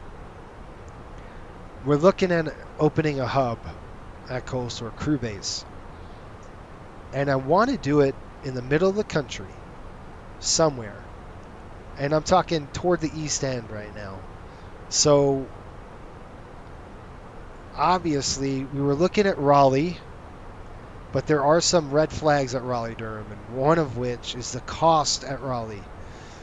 It's extremely expensive to land there right now, so I don't know if Raleigh's going to do it for us. So there's a few airports on my list, and you guys tell me what you think we should do. One of them, Nashville, Indianapolis, Cleveland, Detroit. 2038, radar contact 15 north of the Greens Road, assuming the Chesley 5, letting north. I'm not really keen on Detroit right now just because the costs are high and the competition is insane for Delta. And Delta's not the airline I want to go after. There's an airline I do want to go after, and it's not Delta. It's another Delta airline. 9961, Memphis offline, radar search, terminated for change of approval. I'm going to say they're based out of Charlotte. You guys can think about what airline I'm attacking. But we're already in their hub in Miami. So what airports, or is there another airport that I haven't heard or haven't thought of yet? Okay, obviously I don't want to do Charlotte, so don't even think about that, just because they're entrenched there. It wouldn't be smart for us to attack them at their home base, even though we did in Miami, and we're doing pretty good load factors. Because again, we could beat them on product, at least domestically, but they have a very big, robust system, as we all know. They're everywhere, so they've got us beat on that, the schedule and everything else. We got them beat on, but you know, Spirit's right now. Spirit is flapping. They're a fish out of water, and they're dying, and they're getting attacked from United. They're getting attacked from Frontier, Breeze. Everybody wants to see it go, including me. I'd love to see Spirit go. What's that going to do to airfares? It's going to drive up airfares a little bit. And then Frontier wants to do that because they want to be able to drop pricing again and be the low budget cost, or the lower cost. See, we're not at Coastal. We're running a little bit different, right? We're running a very much different model, if you will. We run a slightly different model than they do, but we're very close to the legacies in terms of what they are product. I don't know. What do you guys think? What airport should we go to? What would you guys want to see? We don't have a crew base. We don't have a crew base at Indianapolis. We have a focus city at Indianapolis. Yes, does Indy make sense for us? Yes, it does. It's cheaper to operate out of there. But when I say a crew base, guys, I'm talking about a hub and spoke system. So we have point-to-point, and we have some hybrid hub and spoke. But this one's going to be a hub and spoke system. Wherever we set our footing, wherever we decide to set camp, it's going to be a hub and spoke. We're going to bank them. It's not going to be 20 flights, though. Maybe we do 5 or 7, right around there. There's 350, guys. It's looking pretty good. Turbulent-wise, just pretty light. Let's go ahead and turn the seatbelt sign off. And where are you? It's over here. What's so cool in the cabin? Look what happens when you look up. You see the seatbelt sign. Right? It's off. It's pretty cool. I love it. All right, 350. Now, one thing. So that's what I want to know. North Fork, Roanoke. Lexington, Kentucky. Interesting. Interesting. Interesting. These are some interesting. Now, I want you to think. Shelton says Myrtle Beach. What about Memphis? I want you guys to think of a couple things. All right. What would drive a hub? You're going to need population. You need people, right? Miami does great for us. Even though it's expensive to operate out of there, we have a ton of people in Miami. Just a crap ton of people. We're always going to get 80, 87% load factor, especially when we're lower pricing than American, and we have a better product in the cabin than they do. Right? We can beat them at that game. Now, we can't beat them in the schedule. They got us on the schedule, so we might lose. We might get some spill from them. But there we go at Smith. CMEX is our next waypoint. We're going to go into the sun here. And 11,000. But I want you to think about population. I've done the Delta homework. Heavy, expected visual approach 8 left. Let me know. So Nashville's pushing. Included the ILS 8 left if you can accommodate. Nashville pushes. They push a lot of passenger deplanements and enplanements. A lot per year. You got to look at population centers. Okay, you got to look at what airport's going to serve Lexington. Is there an airport close? How far away is Louisville? That doesn't mean that Lexington wouldn't be a good destination for us, but I don't know about a hub, right? You got to think about, can I fill 7 aircraft out of Lexington, all leaving at the same time? Probably not, right? Maybe we're lucky it's 200,000 population. That's not going to cut the mustard. You're going to need a lot more on a hub and spoke facility to fill it. Approach now 120.5. Have a good night. All right, 30. Guys, I was looking at Pittsburgh, but Pittsburgh, have a good night. Bye-bye. they're more of an O&D. 20.5. They're more of an O&D 20.5 for American airport now, so I kind of had to abandon that, and there's no good scenery for it. So, what the heck's going on? Hang on. For 4 Kilo Whiskey, just verify your first FMS waypoint. One second. Delta 1035, instead of maintain 3000, the Atlanta Airport, 11 o'clock and 12 miles. Delta 1035, thanks, clear visual approach, runway 8 left, clear to land.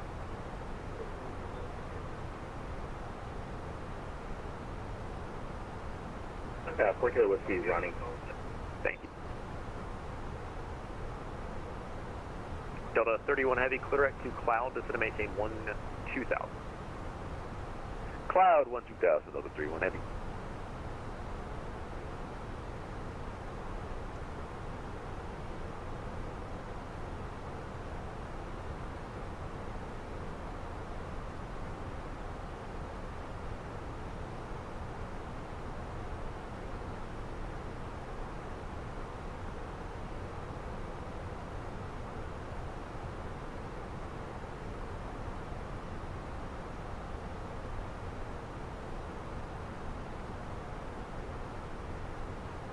Delta 8290, Indy offline, radar service terminated for change 5 crew. Have a good flight.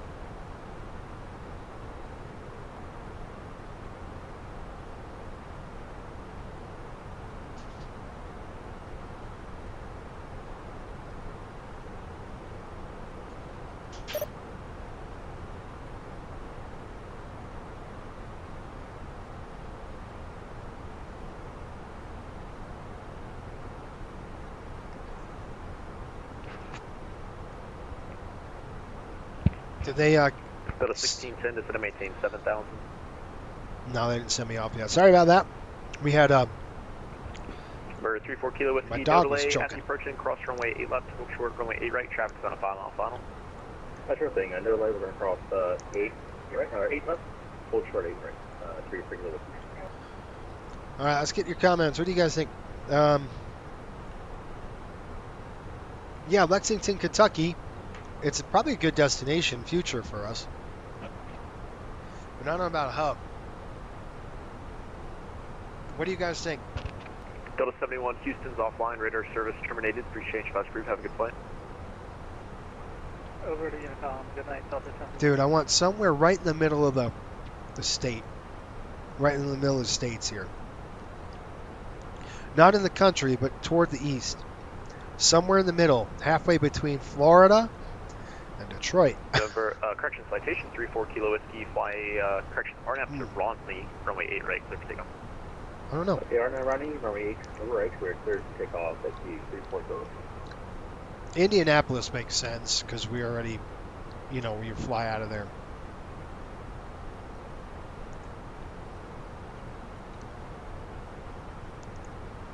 But like geographically, Nashville's like perfect.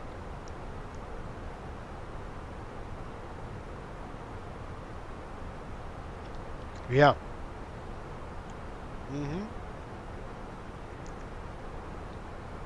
Someone said BWI. Yeah, BWI is a Southwest stronghold. probably couldn't. Well,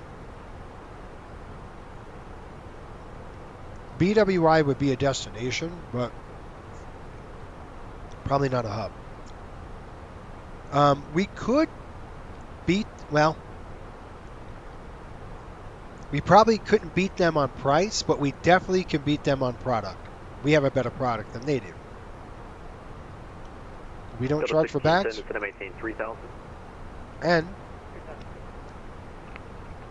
we have all IFEs on our seats, free Wi-Fi. Now they're doing that. So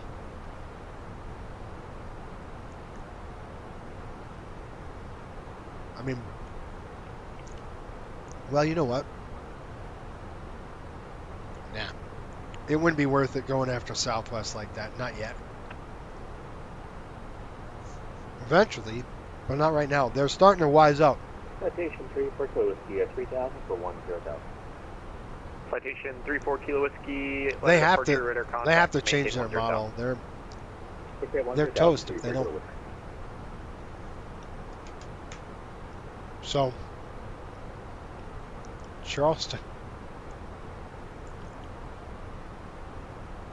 Raleigh's really expensive. I mean, we're talking. Delta 31 Heavy, maintain 210 knots, then it's going to maintain 7,000. Just to give you an idea, every time we land at Raleigh, it's about $8,000. Every time we touch down. That is expensive. Versus 35, welcome to Atlanta, right turn when able, join Bravo, Delta, Foxtrot to the ramp. Versus a Indianapolis, where it's $2,000 every flight. So Pittsburgh was offering great incentives, but again, there are only 5 gates there that's available, so kind of makes that place. And there's no good scenery, so it's kind of hard. Country 386, Atlanta Center, Roger. I know. It's got to have good scenery in the flight sim. It's got to be pretty good populated area. I'm trying to call Cleveland to get some numbers from them, actual Cleveland Airport, to see what they would charge. Citation 4 Kilo Whiskey, correct of Varno. Don't know. Climb and maintain flight level 430. They could be cheap. Cleveland could be a good one. Back in the day, United Continental used to run a hub there, a small hub, but they used to run one. Looking for business and leisure. You're not looking for a destination. Did he release us yet, you guys? Yes, Indianapolis Center offline radar terminal figures. Alright, he already released us. Alright. I don't leave the flight deck. But a 1415 Atlanta Center radar contact, descendant pilot's discretion, maintain flight level 240. Descendant pilot's discretion, but maintain flight level 240, Delta 14. Okay, 122.8. Delta 31 Heavy, descendant maintain 4,000. Flipped it over there. 4, Delta 31 Heavy. Atlanta Center, hello, Delta 1348, checking in flight level 400. Delta 1348 Atlanta Center, good evening, IDEN. IDEN 1348. Call 1, and that's off. Alright, so we're off of the frequency 130. We've got 35,000. Sorry, I'm just thinking about airports that don't really get that much traffic. Charleston, West Virginia, that wouldn't work. The runways are too small. Like, that's 6,000 foot. You gotta think big, long runways, right? Heavy, because we're gonna have to go west. But we service Charleston right now. You guys know that. We fly a lot of flights up to Charleston from Florida. So, I mean, they're an O&D market for us, which is an origin destination kind of market. They're not a hub. South Bend, Indiana.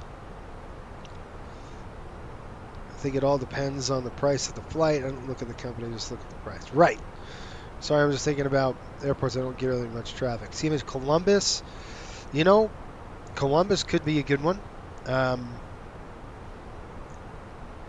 Columbus Airport, very close to A pretty good business center there in Columbus. It's a growing city. Very close to Indy, isn't it? Yep. Close. I mean, we could set up shop at Indy too. I mean, that's kind of the logical next step, right? Indianapolis. All right, Airbus folks, you Airbus drivers, how do I know it's safe to climb to 370 now? Do we go to pref page? How do I know that?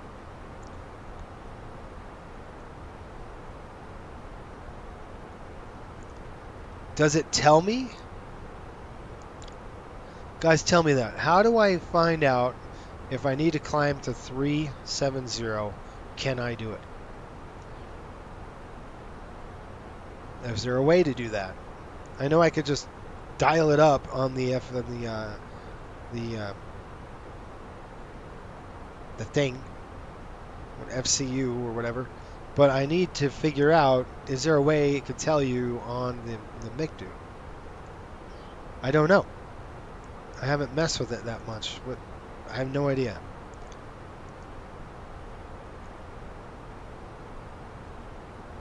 So if I go to prog page, it really doesn't tell me. Oh yeah, right there. Optimum.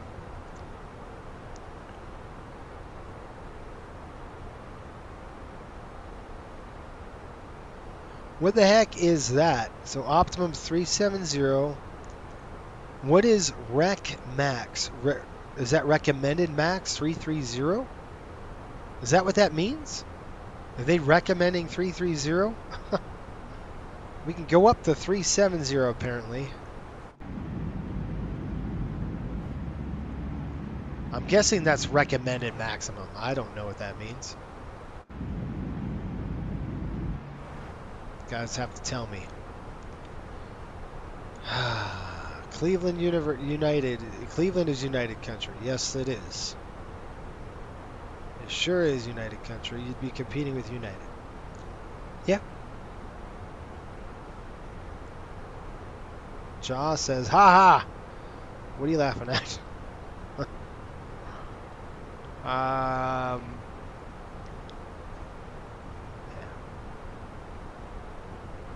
Flying the A350 Indy builds. Nice. That's a good airplane, man. I really like that one.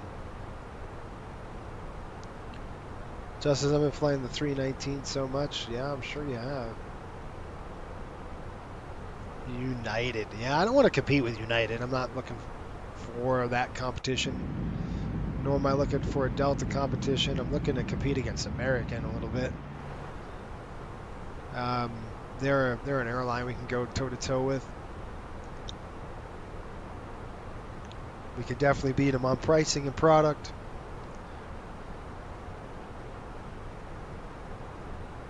Recommend max is your FMGC maximum cruise altitude. Go above or you'll lose 1.3. 330. I'm at 350 right now. Maximum cruise altitude. So I got to descend to 330 is what you're telling me. All right, let's go. 330 it is. Boy, that's low. Baby, that's low. Yikes. Give it a pull. It's going to descend us to 330, 1,000 feet a minute till we hit that. Really sucks. Man. Yeah, you don't want to lose the Buffett margin. So we want to stay about 330 if we can get there. Uncap and Badger, how are you? I know Frontier has a presence in Cincinnati, but how strong? I don't know. You know, I was thinking of think about Spirit, right? Spirit's heavy in Fort Lauderdale, where we have a base in Miami. So does Fort Lauderdale make sense for us? Probably not, because we're cannibalizing our own flights. We don't want to do that. That doesn't mean we wouldn't do it as an O&D. It just means that we probably wouldn't want to hub out of there. They're up in Detroit. But again, what's the pricing difference between Detroit and Indianapolis? If we're going to go, I know Sean and I were talking about it. It was like, man, I don't know. Indianapolis seems like the right move for us because it's cheap to operate on there. We've got pretty good incentives. 2 long runways in Indianapolis. Pretty good terminal space that we can use. Indy's a good alternative is what I'm saying. It's probably a pretty good hub and spoke setup. Indy would give us, we could go, up to Chicago. We can, work the 600s, Toronto, Milwaukee, all within good reach on that 600. Down south, we're looking at, Nashville, Lexington, all those airports over there. Sounds pretty darn good. Norfolk, Virginia, and then we would work, obviously, Miami more. Florida destinations, Tampa, all with either a 7 or an 800.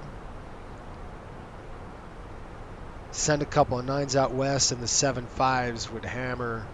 7.5s would be in Miami, and we'll get a couple in Salt Lake City too. It's interesting. Shelton, Richmond, Virginia, or Tallahassee. Interesting. Savannah. That's an interesting one too. I'm good, mate. Just got done flying the Chinook on DCS. Good times. How's your flight going? It's pretty good. Sean says Indianapolis, the 33rd largest metro, statistical. Detroit is the 14th.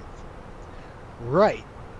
But Detroit, how much money is it to operate out of Detroit, Sean? That's what I have to do. A comparison of Detroit. Delays. Are there delays in Detroit? There are a lot of delays going out of that airport. And who we're going to be competing against? Delta.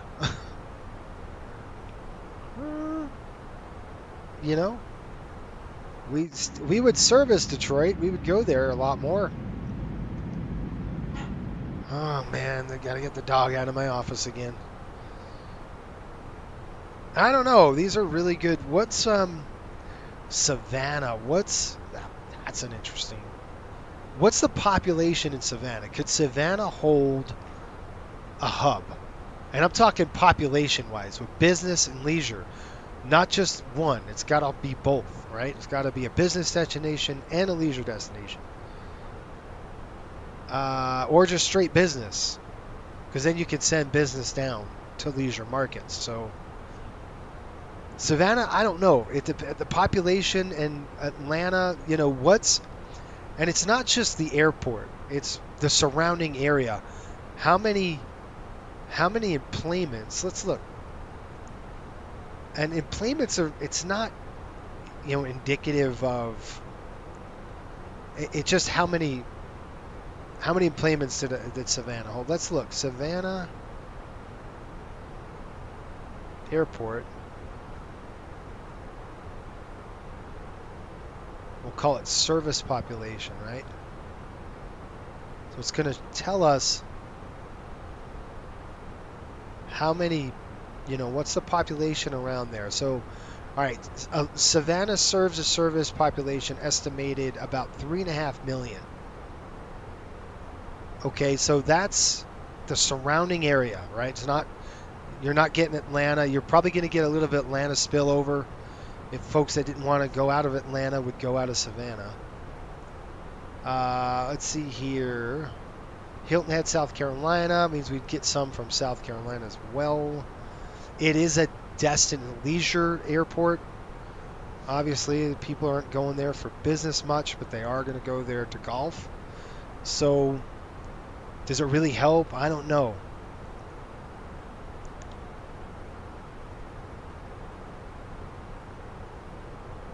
$3.5 million, which that's pretty good. I mean, that's a pretty good significant area. Let's take a look at a couple of airports that you said. Let's look at Indianapolis now.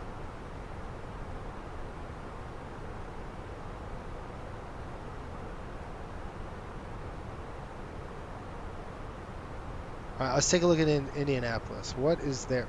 Okay, so Indy is going to serve 5 million. See the difference already? 3.5, 5 million. I'll take the 5 million. It serves 5 million around. 46th busiest airport in the U.S. Obviously, it's the busiest in Indiana. We know that. They're doing pretty good. They're breaking records. Oh man, they just enplaned 10 million passengers in last year in December. Okay, so that's Indy with 5 million, but the costs are really good. So that's more attractive to me than a Savannah. Now Savannah is, we operate out of Savannah already. Again, O&D market, really good for that. Detroit says in the top 10. Yeah, but Detroit, the problem with Detroit is who you're competing with. And that's Delta.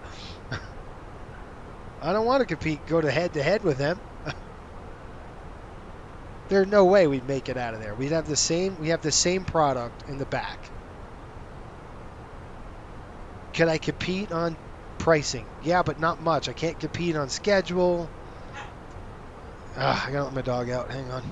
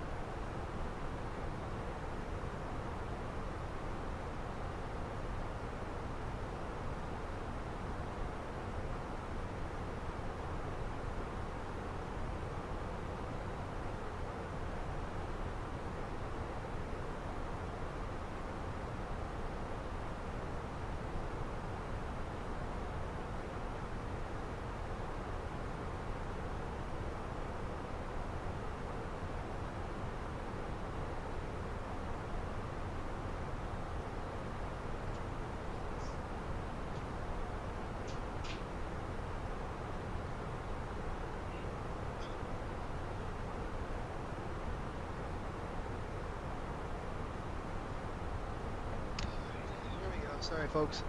I'll let my dog out of the room here. So, Detroit. Now I'm going to do... Let's look at pricing. So we've got... I'm going to try something here. Let's take a look at the cost of operation. This is a fun little exercise, isn't it? At least to me, this is exciting. I don't know about you guys, but to me, it's always exciting when we can look at, real statistics here and try to figure out what we would do. And how would we? Do we want to? Now the problem. Okay, Miami is good, but the problem is Miami's great. Look, I opened Miami for one reason only, Caribbean. That's why. It's a great jump off to the Caribbean. San Juan, Puerto Rico is like it's a focus city for us. Obviously, it's a major center. It's very much a hub and spoke system there, but just goes to the islands and it comes back and then feeds them up back to Miami. Let's take a look. I'm going to look at the numbers, if I can get them right. Let's go to the airport numbers. I want to see the difference between a Detroit and Indy. No, that's not right. Now we're going to have to change that. Let's see what we got. I mean, that's pretty good.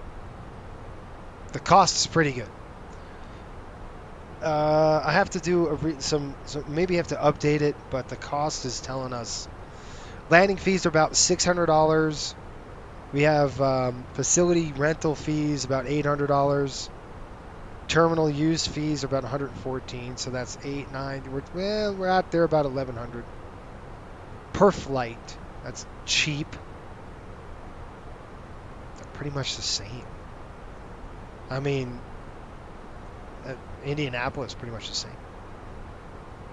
About $1,100 per flight. Now that's one gate. Every time you add a gate, you're adding more cost to it. Delays? What are the delays? Let's take a look at Detroit.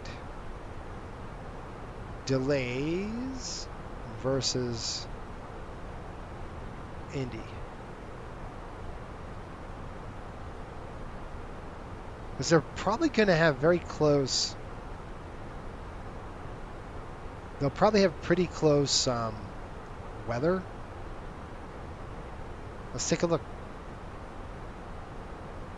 Nope, that's not what I wanted. Let me try that.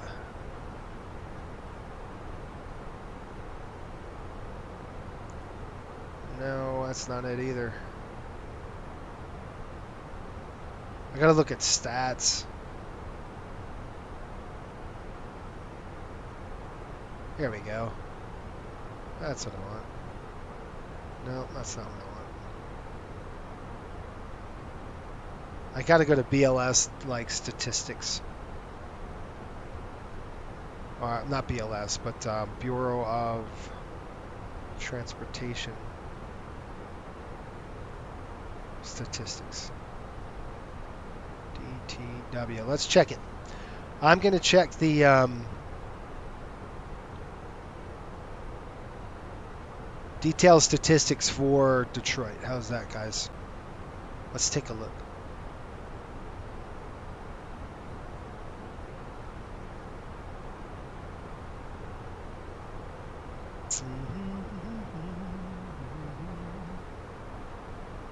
Map of the month, huh?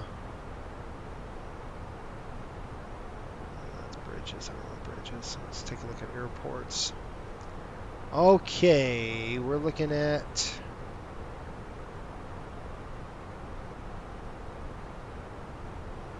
where are my airports?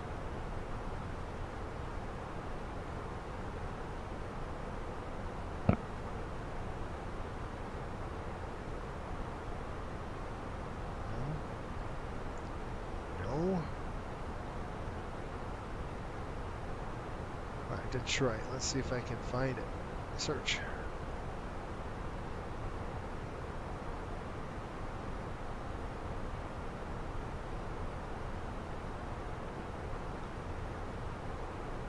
It's way old.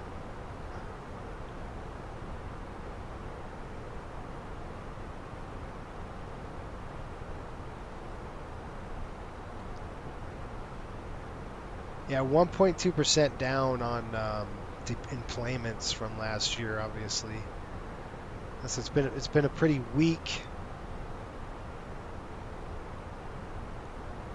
flight year. Let's see. I'm trying to find it. A to Z. Let's see what we got here.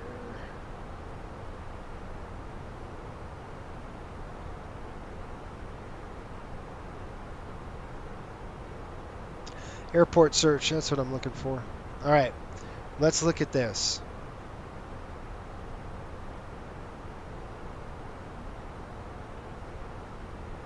Where's an airport? Okay, we're gonna go to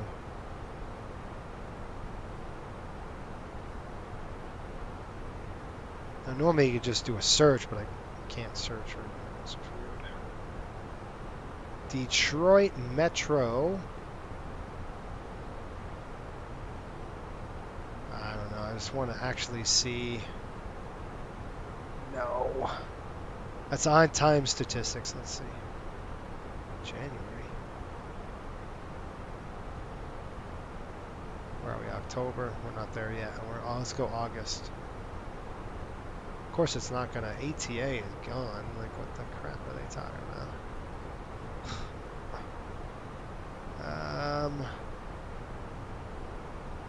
I'll have to find it. Oh, here we go. Maybe. Airport snapshots. That's what I'm looking for. Sorry, guys. It's buried in the BTS. You gotta, like, search for this thing. Atlanta, we don't want Atlanta, but we're going to go ahead and I'm going to click Detroit, Maine, Metro. Let's see what we got. Okay, ready. Detroit passengers, 15,000 passengers. Delta and they own 54% of the share market. Obviously, Delta's huge there.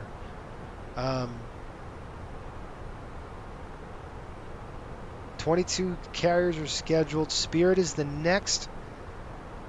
Okay, listen to this. Spirit's the next one with 11% of market share. 11.39%. SkyWest is next. Again, that's a Delta. So you can add that to the 54%. That's 64% of Delta. Endeavor, another Delta Airlines partner. That's another 6%. So it's 64. We're pushing 70%. 70% is just Delta, guys. American's only 4.77% and others is 12. Well, American doesn't have a strong footing, but Spirit does. I mean, would we like to take about 12% market share out of Detroit? You bet. That'd be cool. Hatchet 182, what's up, buddy?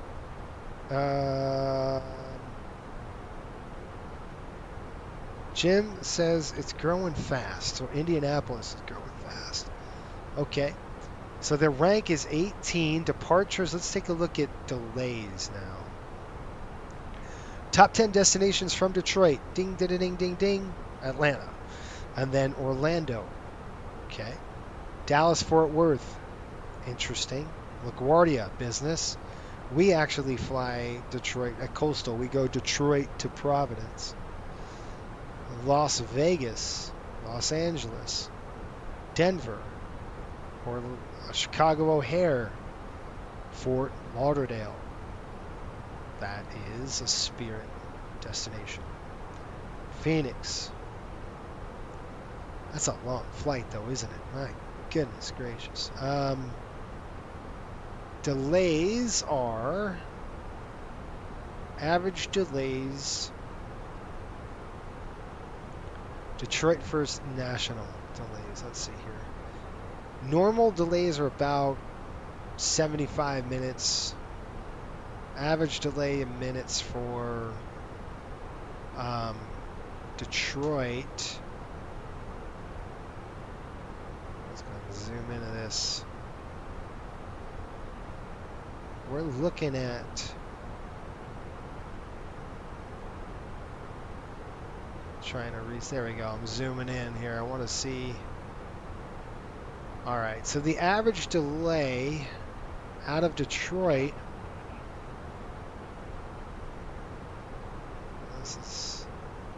We need to expand this. Starting to go up. 21% of national. That was 2022. That's not fair. Let's just try to get our year here. Isn't this fun? All right, it's 2020. 2020 delays. What the heck is going on? Am I going the wrong way? I'm going to reset the zoom.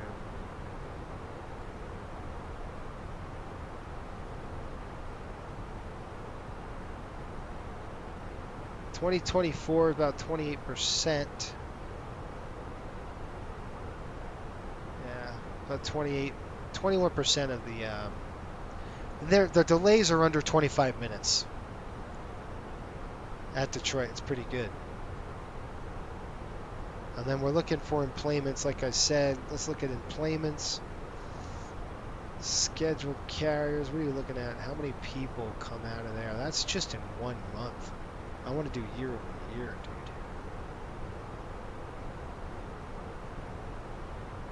Let's go year over year. Where is that?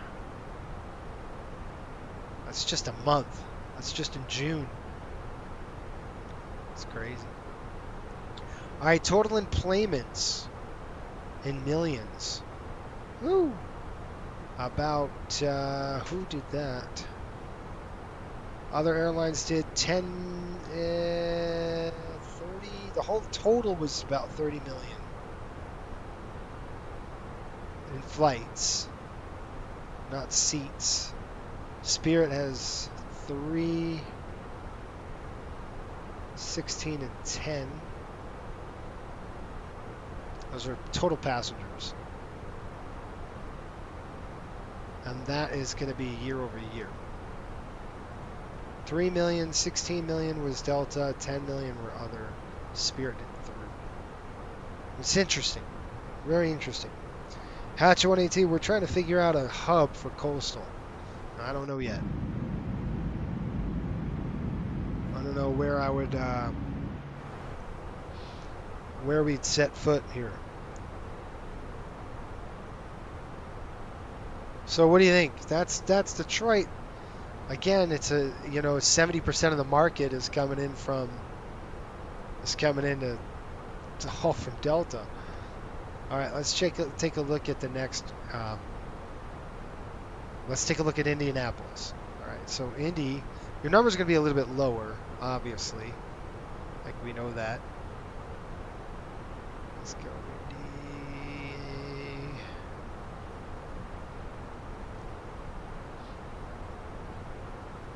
There's a reason why they're cheaper. Okay. I got to do that this way. It's not on the top 10, so I got to do it another way here. Let's do I. They're in Indiana.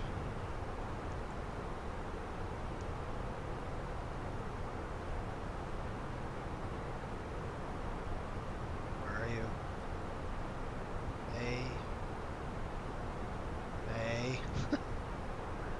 I. There we go. Indiana.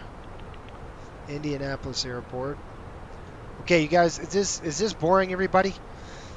Okay, check this out. It's a little more balanced at Indy. All right, here we go. Southwest, you ready? They have the market share about 27% of the market. American 16%. Remember, I said who I want to attack? American. Republic Airlines 15. Delta's only got 11% there. Spirit's 6% and 21% other. Biggest destination is Atlanta. Next is Denver. Again, Delta stronghold there. Southwest stronghold. Orlando, Chicago, Dallas, Charlotte, which is American. Las Vegas, probably Southwest. Phoenix, probably Southwest. Fort Lauderdale, Spirit. And Indianapolis is going to be Delta as well. A little more balanced in terms of market share for us.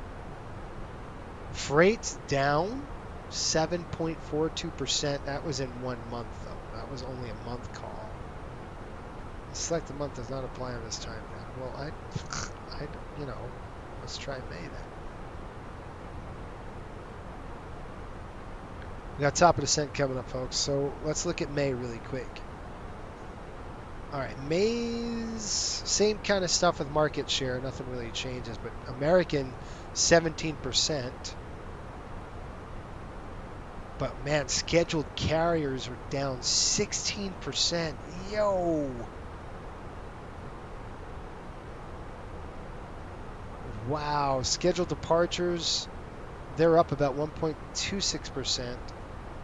Carriers are down 16%. Freight and mail is down 8%. That's only in 1 month, though. Their delays are pretty much the same as Detroit was, sitting a little lower than, 20-25%. I mean, less than 25-minute delays on average. So, let's take a look at employments. Isn't this fun? You guys think it's fun? It's boring. I'm sure you guys are like, oh, it's boring. This is not boring to me. I love doing this stuff. What is that? What are they doing? Okay, auto ATC.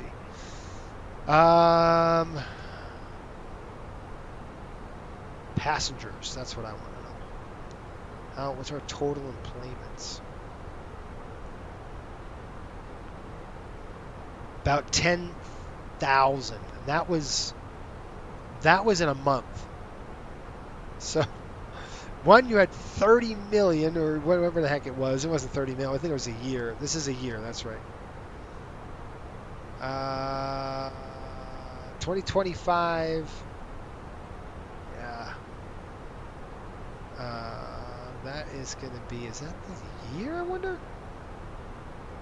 2025 from June 24 to May 25. I guess it is, folks. About 10K. Not a lot of people going there, huh? I don't know. Sean says this is awesome. Yeah. All right, Hatchet, what do you got? We will give you United Gates Terminal E. They hold E2 to E9. All can go to Coastal, no problem. Where is that at? Jim says DFW, only if you can get chili with beans. Man. You can scoff at Southwest across the way at Love Field. Okay, you're talking about Dallas. I'm going backwards on the DFW. Can you imagine operating at DFW? No way. What's the cost at a DFW? It's probably insane. Spirit has a 6% market share in Indianapolis. So what are you guys thinking? Just with that, Detroit and Indy are very much the same in terms of pricing. I'm sure Detroit's going to be a little higher. I got to look this year. What about Charlotte? Is there any airport that we're missing in the middle of the country somewhere that we could go and say, yeah, we got this? But again, it's got to hold people. It's got to hold, it's got to hold population. 5.5 million. Now take a look. I didn't check this out. Let's do this. I mean, the problem with Detroit, 74% market share goes to who? Delta, right? Come on. You're not going to make any money out of there. It's just not. It's too entrenched. Delta stronghold, right? You wouldn't want to go head to head with them. It's entrenched is what I'm saying. You want a little more of that pie that you could compete against other carriers. Because Delta could match you pricing. They could drop their pricing, on the routes you fly. No problem. There's so many airplanes coming into that airport. Charlotte would be nice, but yeah, I'll go with Indy. Oh, man. I'd go Indy. There you go. Well, I don't know yet. How's that? I'm still in the air about it, to be honest. Okay, guys, we got to get back to flying, I guess. We're heading into Hot Rod, into Detroit.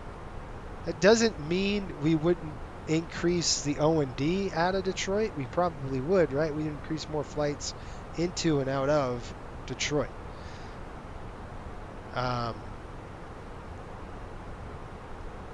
Let's go.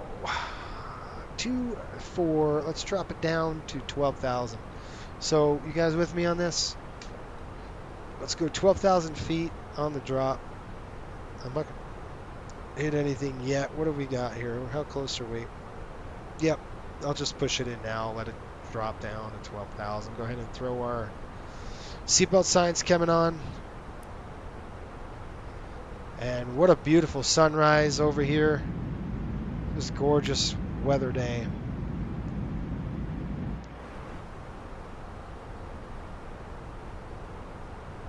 Okay, auto ATC, Indy Center, advise, send to 30,000, no separation service. Yeah, we'll go ahead. We're on our way down anyway. Okay, Detroit weather, you guys. So you see what I'm saying? This is my life. This is what I do. I'm sitting here all day. Like, the last week, ask Sean. Even a week, I've been crunching numbers. I've called Cleveland Airport. I've said, what's your schedule look like? What's your fees look like? I'm all over it, man. I'm trying to figure a good spot for us to set camp at. Somewhere where we're not 3.5 hour segments. I want to keep our segments to about an hour and 40 minutes, 2.5 tops. I don't want to go over 3.5 3.5 hours a segment. It's a little too long for me. I want to keep them right around that 2:30 range, and on those 600s they'll be about 50 to an hour and 10. The 700s will stretch them to about hour 32 to 15, right around there. And the 800s 2.5 to 3 plus, but not much longer than that. So there's a reason to the madness. That's kind of what I'm trying to do. We've got weather in Detroit, folks, right now, updated 49 minutes ago. 1803, 10 miles visibility. So let's go ahead and plug this into the data. We're going to go ahead and drop it right here. You can see it says enter destination data. So we're going to go to our pref page, and we're going to go next phase, and then we're going to start plugging in stuff here. It's got 3018, so we're going to go 30.18. I'm going to throw that there. And then temperature at the airport right now, Air Poland 19er. So temperature is 19. The Barrow 3018. Wait a minute, what did I say? No, that's not right. The Barrow is going to be 22 left. And we got to make some choices here coming up. So 22 left coming in, and we're looking at minimums are 200 feet, and that's radio, but Barrow is going to be 837. 837. There we go. We just caught it. I can hear the engines coming down. All right. It's too steep path ahead. All right, I gotcha. So I'm going to go ahead and throw this up. Our numbers are entered into the machine. I'm going to come over here and we'll do arrival preference. We're going to go 22 left. Apply the METAR, and it is not medium. We're going to do runway is dry. Refresh their METAR. Good. Landing weight right now, I have... Oh, shoot. What do we got on our landing weight, folks? Take a look. It's down here. 150.4. By the time we're done, 149. Or we'll say 148 just to keep it good. Low auto brake is great. We'll go reverse on that. Maximum landing, manual landing. Full flaps, auto throttle beyond on the landing. It's fine. And it gives us meters. Why is it giving us meters? I don't like that. I'd have to go and change it all over again. Whatever. I'll do that later. It's fine. Alright, I'm good with those numbers. We're not over, so we're in good shape. I'll get to your comments here. We got to put a pin in this. Sean, did you compare fuel prices? I might have missed that. If so, sorry. No, I have not. Happy pilots make happy on-time arrivals. They sure do. I hear your pilots would hate Charlotte. Go Indy. One of them would. One of them would hate Indy, but he's based in Salt Lake, so he doesn't care. Oh, would hate Charlotte, you mean? I see. I gotcha. Yeah, I don't know. We'll have to... Charlotte would be stupid, too, because it's an American... We're already doing that in Miami, and to be honest with you, our capacity in Miami is not even close to full. Like, we use about 7 gates out of Miami in the mornings. And throughout the rest of the day, they're pretty much empty until we have that afternoon bank, and then they're sporadically throughout the day. It's kind of balanced. But I'm trying to open a full-blown hub and spoke it. And Miami's not a good hub and spoke. It's a good hub for South America and the Caribbean. But it's not a great hub and spoke to the north. It's just the segments are too dang long. Longer than I want. So that's why I'm trying to find something in the middle of the country somewhere. I mean, looking at Nashville, I don't know how Nashville's going to look, too. I got to look. I haven't compared fuel prices, Sean. I don't know what the fuel prices are up there. So I have to see. But again, would you want to go toe-to-toe with Delta? 74% of the market share? That's really hard. I don't know how Spirit... Well, that's why Spirit's going out of business. they can't make it. Look what's happening in Detroit. I mean, they're getting hammered up there, and they had about 11 to 12% market share, which is surprising, right? It did work for them for a little bit, and then it just fell apart because they can't compete anymore. All right, here we go.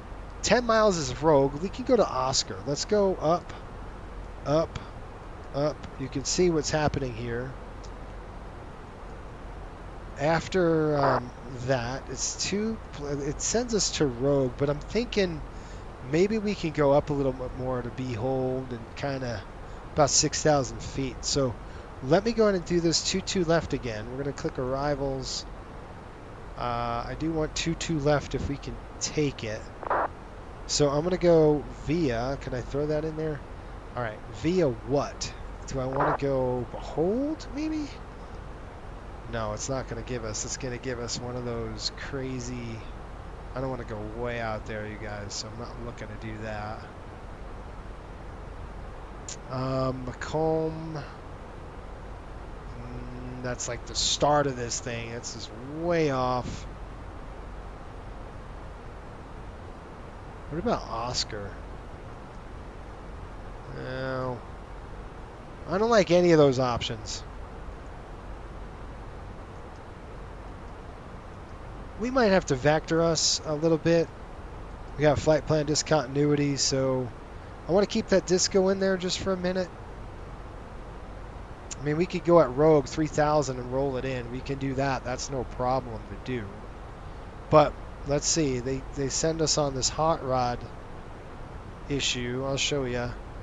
I'll show you what I'm seeing here out on my my charts.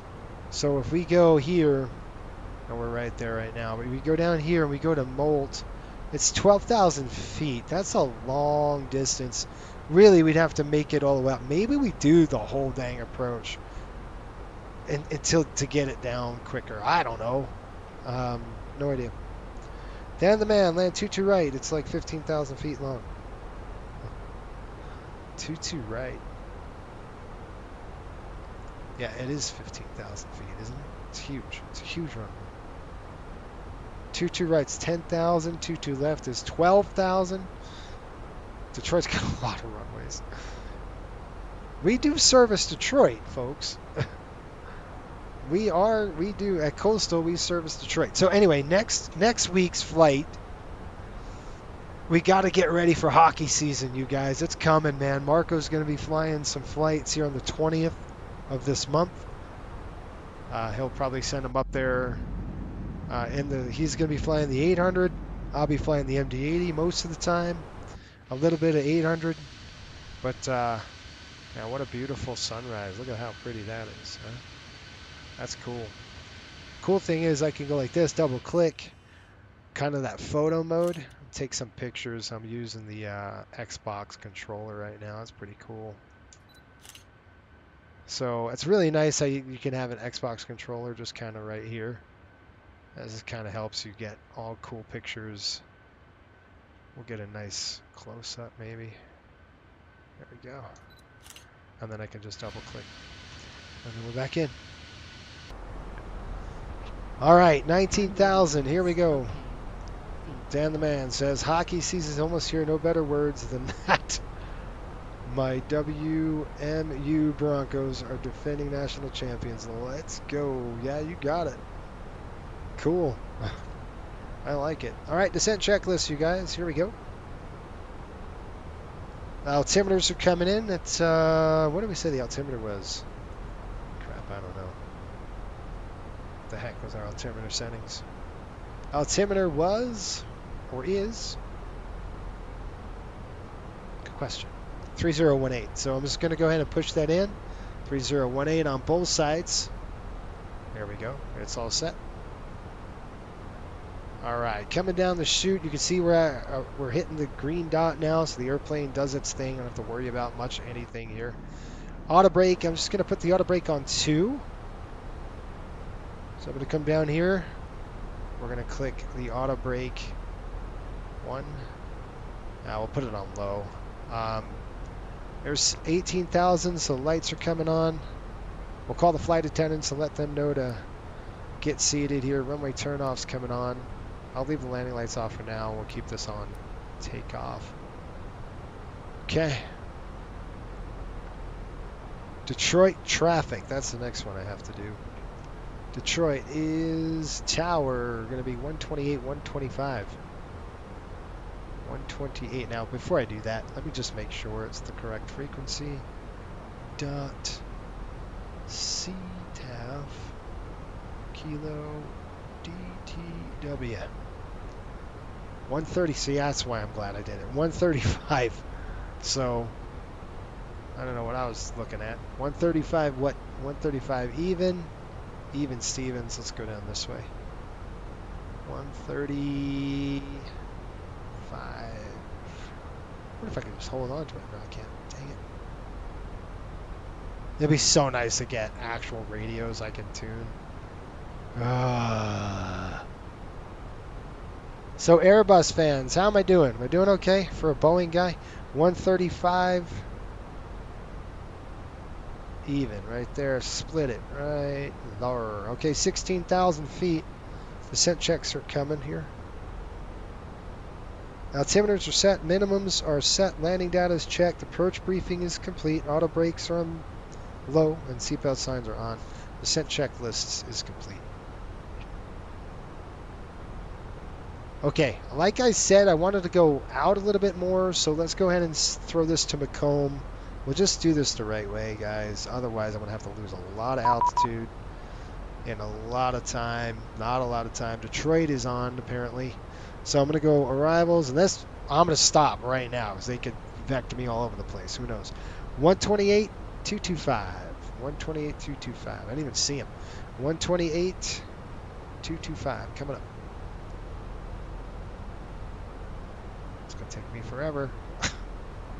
128, 225. Oh my gosh.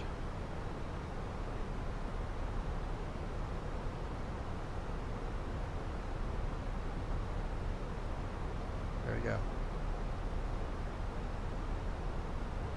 128, 225. That is approach. That's 126, 225. Try it again. 126, 225. Here we go. Give him a call. That is 6362. Detroit approach right now. Yo, not to the 6362. Please say again. That is 6362 squawk ident, please.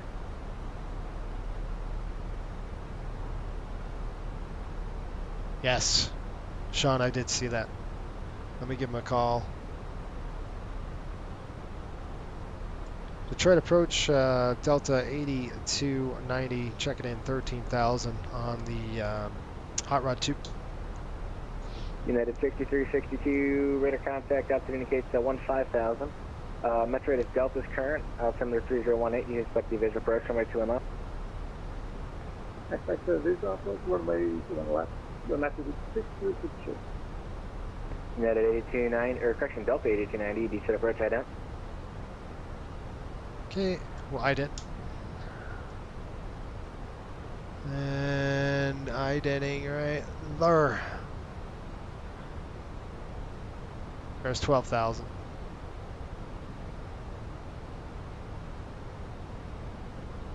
Delta 8290, radar contact, altitude indicates 12,000.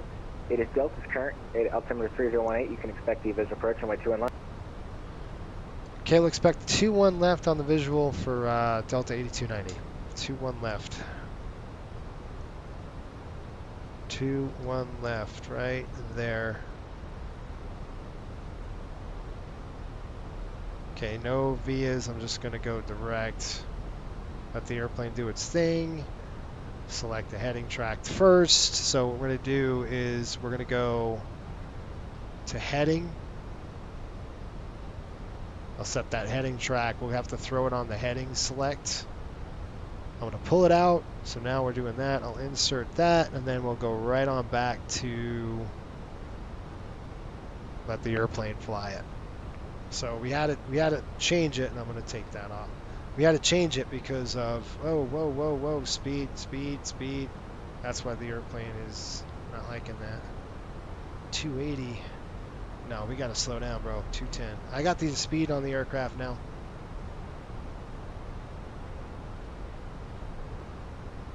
So I'll go to about 210 right there. The speed is mine.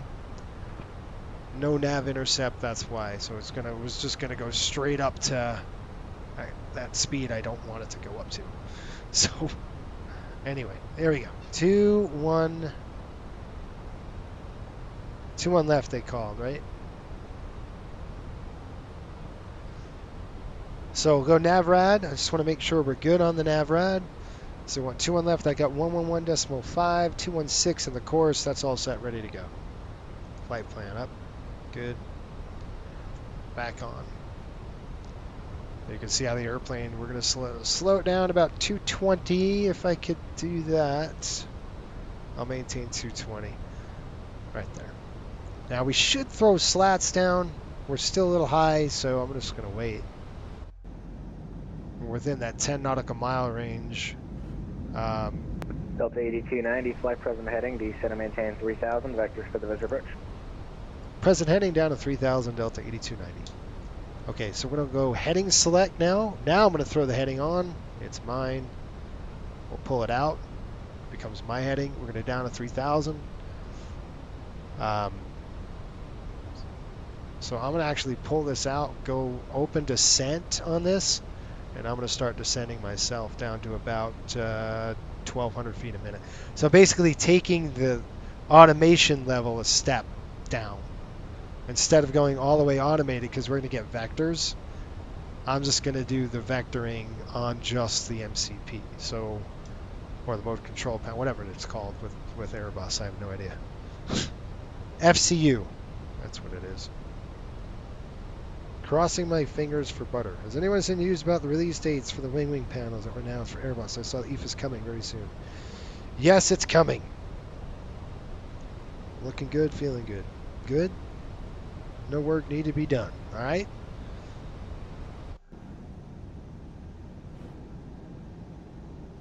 All right, folks, we're coming in.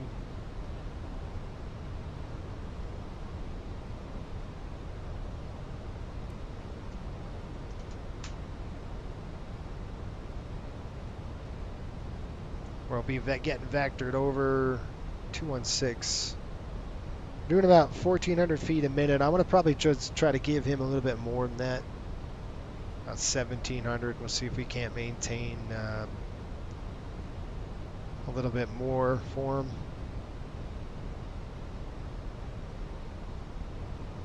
Now I'm going to just keep zipping out 12,000 feet. And I want to kind of get quicker, lower, faster. All right, landing lights coming on. We'll get those out. We're below 250. There we are. And about 2,000 feet a minute on the vertical descent.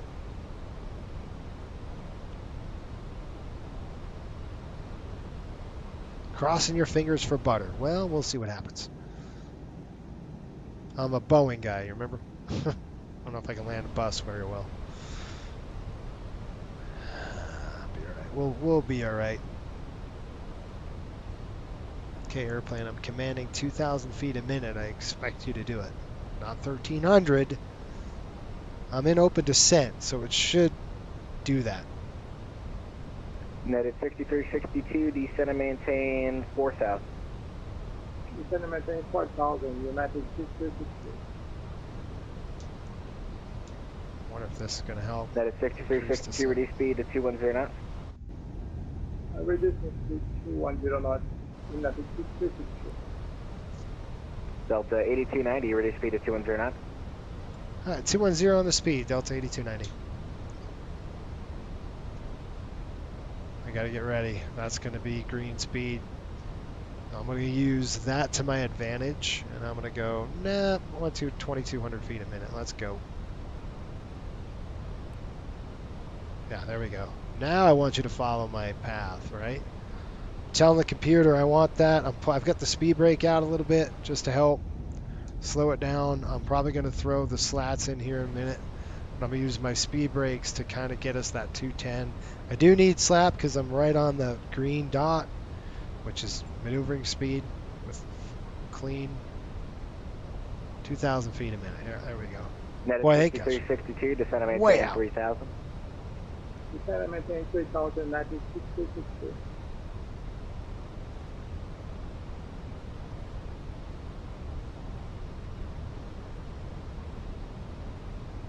It's not like a Boeing? Good. We'll do all right. Watch I crater the thing. It'd be awesome. Cabin crew must now be seated for landing.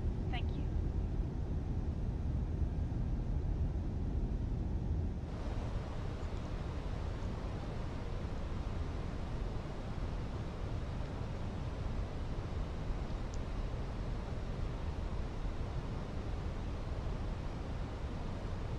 Man, this is a long way. Keep you way high here. Net at 6362, turn left heading 310, vectors for the Visiport. Turn left, heading 310, United 662. Yeah, he's doing better. He's going left right now. Delta 8290, turn left heading 310, vectors for the Visiport. Okay, 310, vector to visual. 310, here we go. 310 set. Check.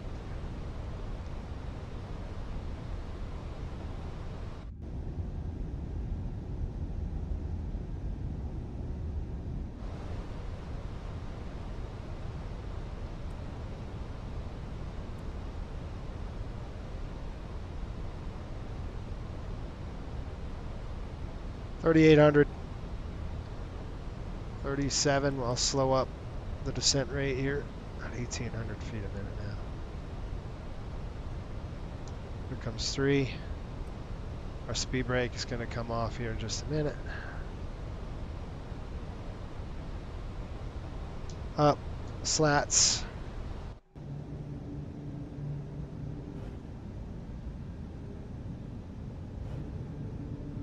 This is a Net fun experiment. 62, turn left heading 250, join the 2 and left localizer, ports of update. Turn left 2250, join left line, 182, 1 left, United 662. Delta 8290, turn left heading 250, join the 2 and left localizer, ports of update. Okay, left turn 250, join localizer, 21 left, Delta 8290.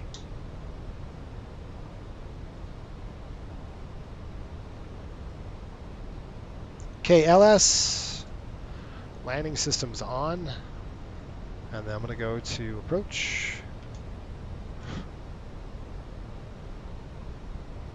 See what it does. Let's see how it does. Oh, oh.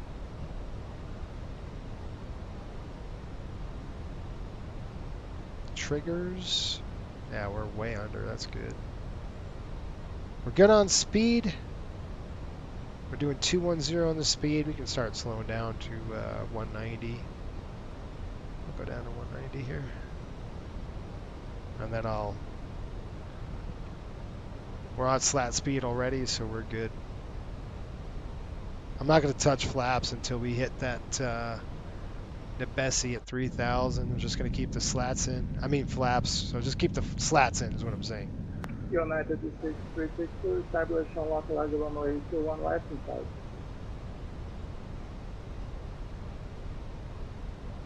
Net at 6362, rider, clear visit approach runway 2 and left to maintain 180 and after graded till 5 mile final. That's what I'm doing, 180 now. Alright, so he's going 180, we're going to slow. Let's slow 180 for him. I'm going to have to drop slats, aren't I? I mean flap. Nah, we're pretty good. That's close. Alright, flap 1, that's too dang close. Alright. Just coming a little too close to the, this, that Buffett range. Let's just keep it at 180.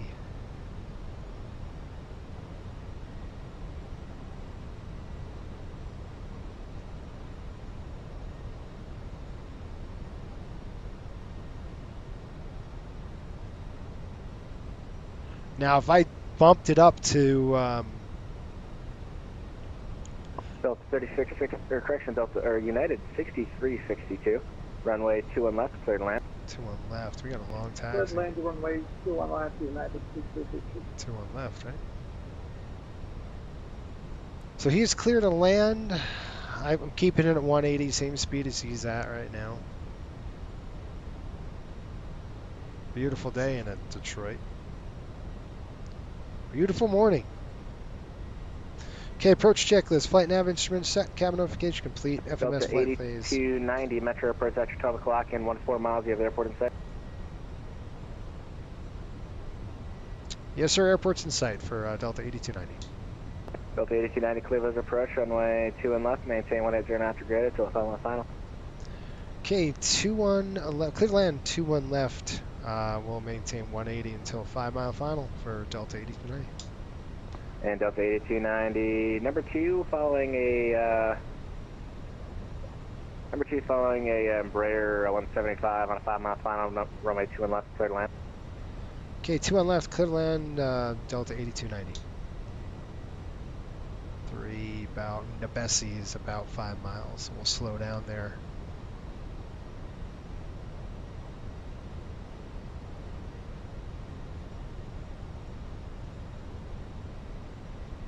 He's in an Embraer aircraft. That's why they got him in nice. Looking good on the approach. Wind wing has been spoiling us. The 730 just looks neat. Yeah, I'm getting it. I'm still in a 172 with a long way to go. It's all right, Jim. You're good. Where are you flying? You flying anywhere good? All right, where's 5 mile final right there at Nebesi. I expect the glide slope to come down here shortly. There it comes. All right, get ready. Gear. We're going to go ahead and drop that gear right about now. I'd like to do it right before I intercept. There's the interception. Ready, go. Gear down. And we're going to drop down, and I'm going to click activate approach phase. We'll go ahead and confirm it. And what it's going to do is I'm going to go ahead and let the speed come back down, and the airplane's going to do its thing. So speed's on and heading's on. We're all good. It's all Cat 3 single. I'm obviously going to land it, but we're at flap 2. I'm going to go ahead and arm the speed brakes now. Speed brakes are coming armed. Here we go. Flaps are 3, sorry. I wish I could just sit here and watch this landing from this window. You know, 24 is pretty good with the okay, full flaps. 24 is pretty good with the flaps are full. Sorry, gear down, flaps full, and speed brake is armed. Let's go landing check.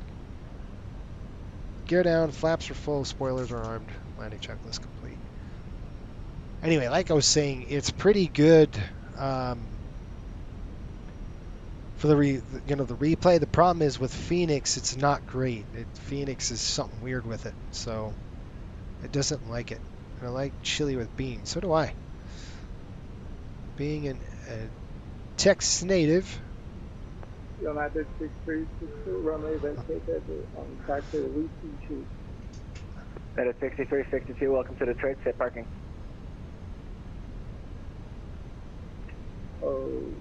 Somebody give me a gate number, please. Terminal, where are we going? South Terminal, Alpha? Somebody give me a gate number. 1000, check. All right, we're going to kick it off. You guys got a runway out there somewhere? Now we're going to split Charlie 11, United 6362. Okay, my plane. 6362, roger, taxi to parking via Whiskey Juliet. Have a good night. Autopilot's off, except for the auto throttle that's still on. Approaching 2-1 left. Roger that. 2-1 left. Little slight correction. That's good. Got a little bit of a tailwind going on. Alright, I'm going to pitch up just a little bit. I don't want to go too low. There we are.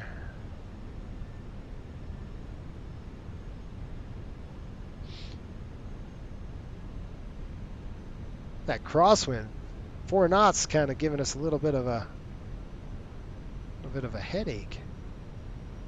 Not much, but still. All right, airplane, don't get stupid on me.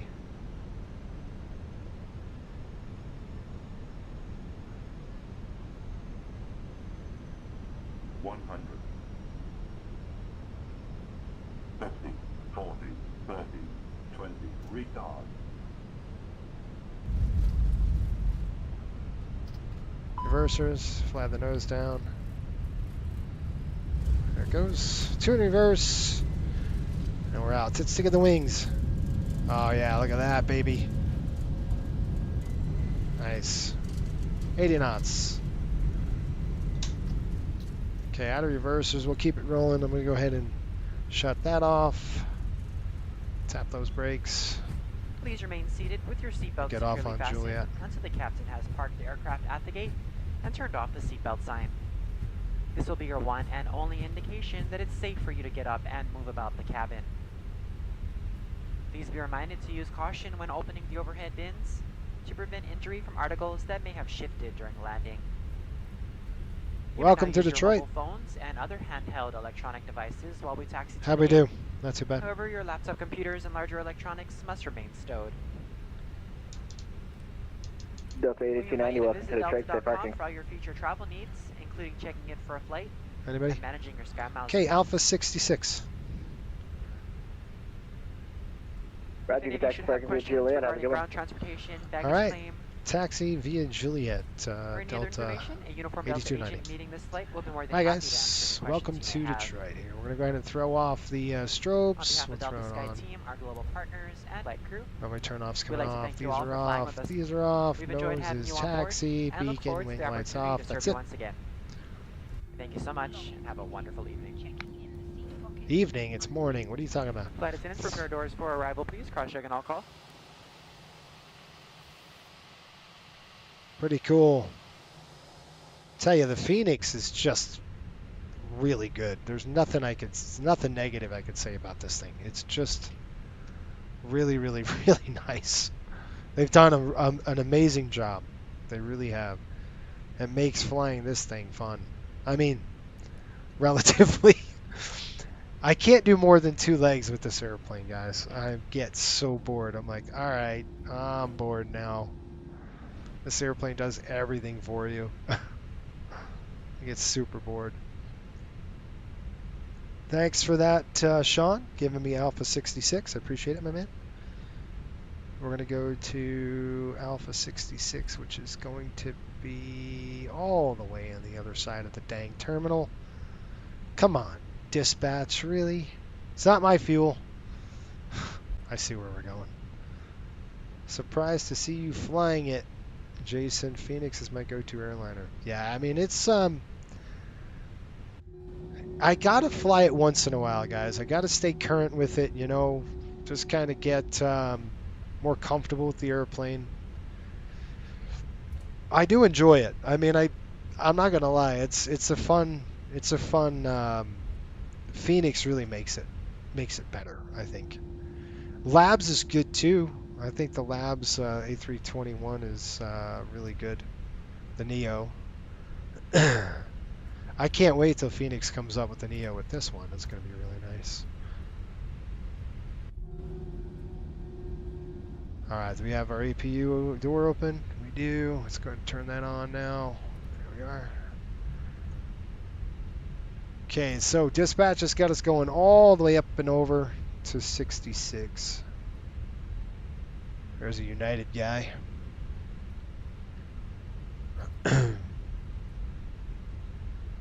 Pretty cool to see that, huh? I missed my turn yet. Nope.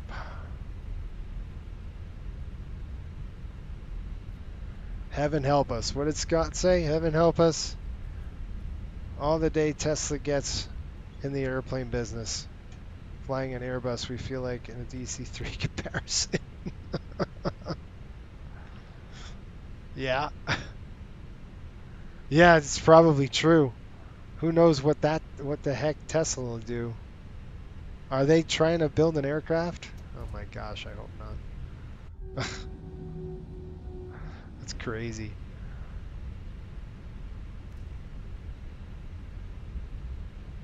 Oh, this is such a long terminal. Holy crap, this is long, isn't it? We got a long haul, guys, to get to that gate. Let's see, gate 66. All right, gate Bravo Alpha. Gate Alpha, and we're at 66 here.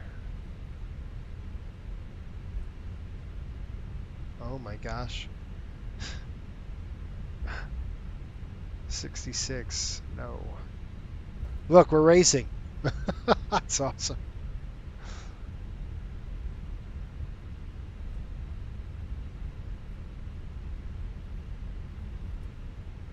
Should we race him? That'd be hilarious.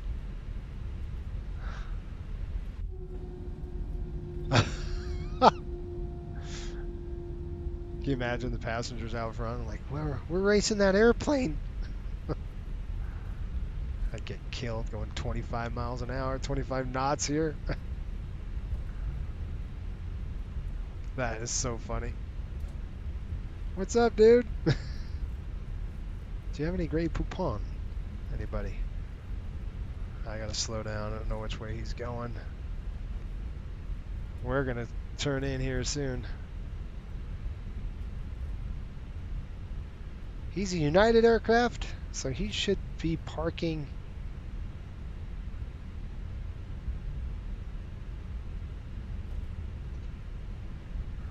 He's turning in now. Is he? Yeah, he's going that way. All right, here we go. Starting to slow down. There's 64. That should be 66 right there. You guys see anything on there? I'm gonna get ready to shut down number. Yep. Okay, we're gonna shut down number 2. We'll keep number 1 going.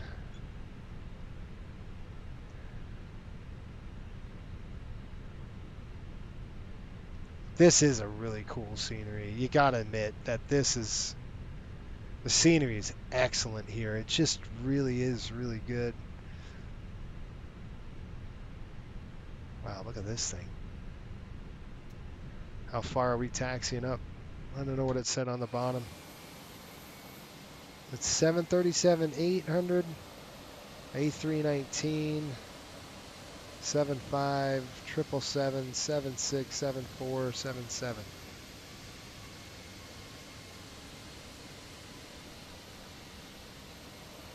I don't know. Right there, I'll stop.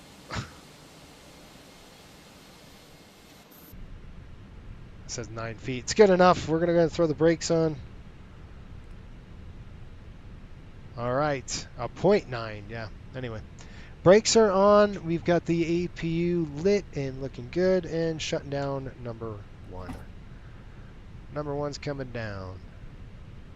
All right, let's go and throw APU bleed on, get some air going, beacons off, and seatbelts are coming off.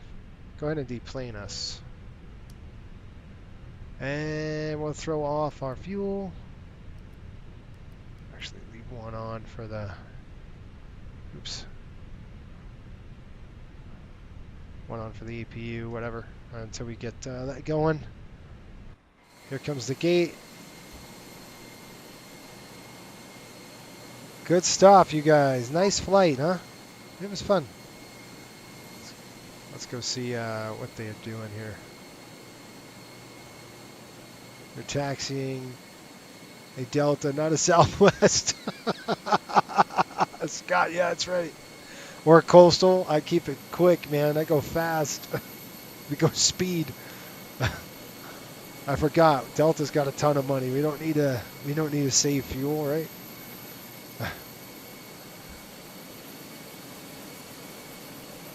I go pretty quick. That's fun. Cool. Really good, you guys. We'll go ahead and shut the taxi lights off. Holy crap. Blind the guy. All right, let's shut that off. Taxi is off. Oops. I really blinded him. Okay.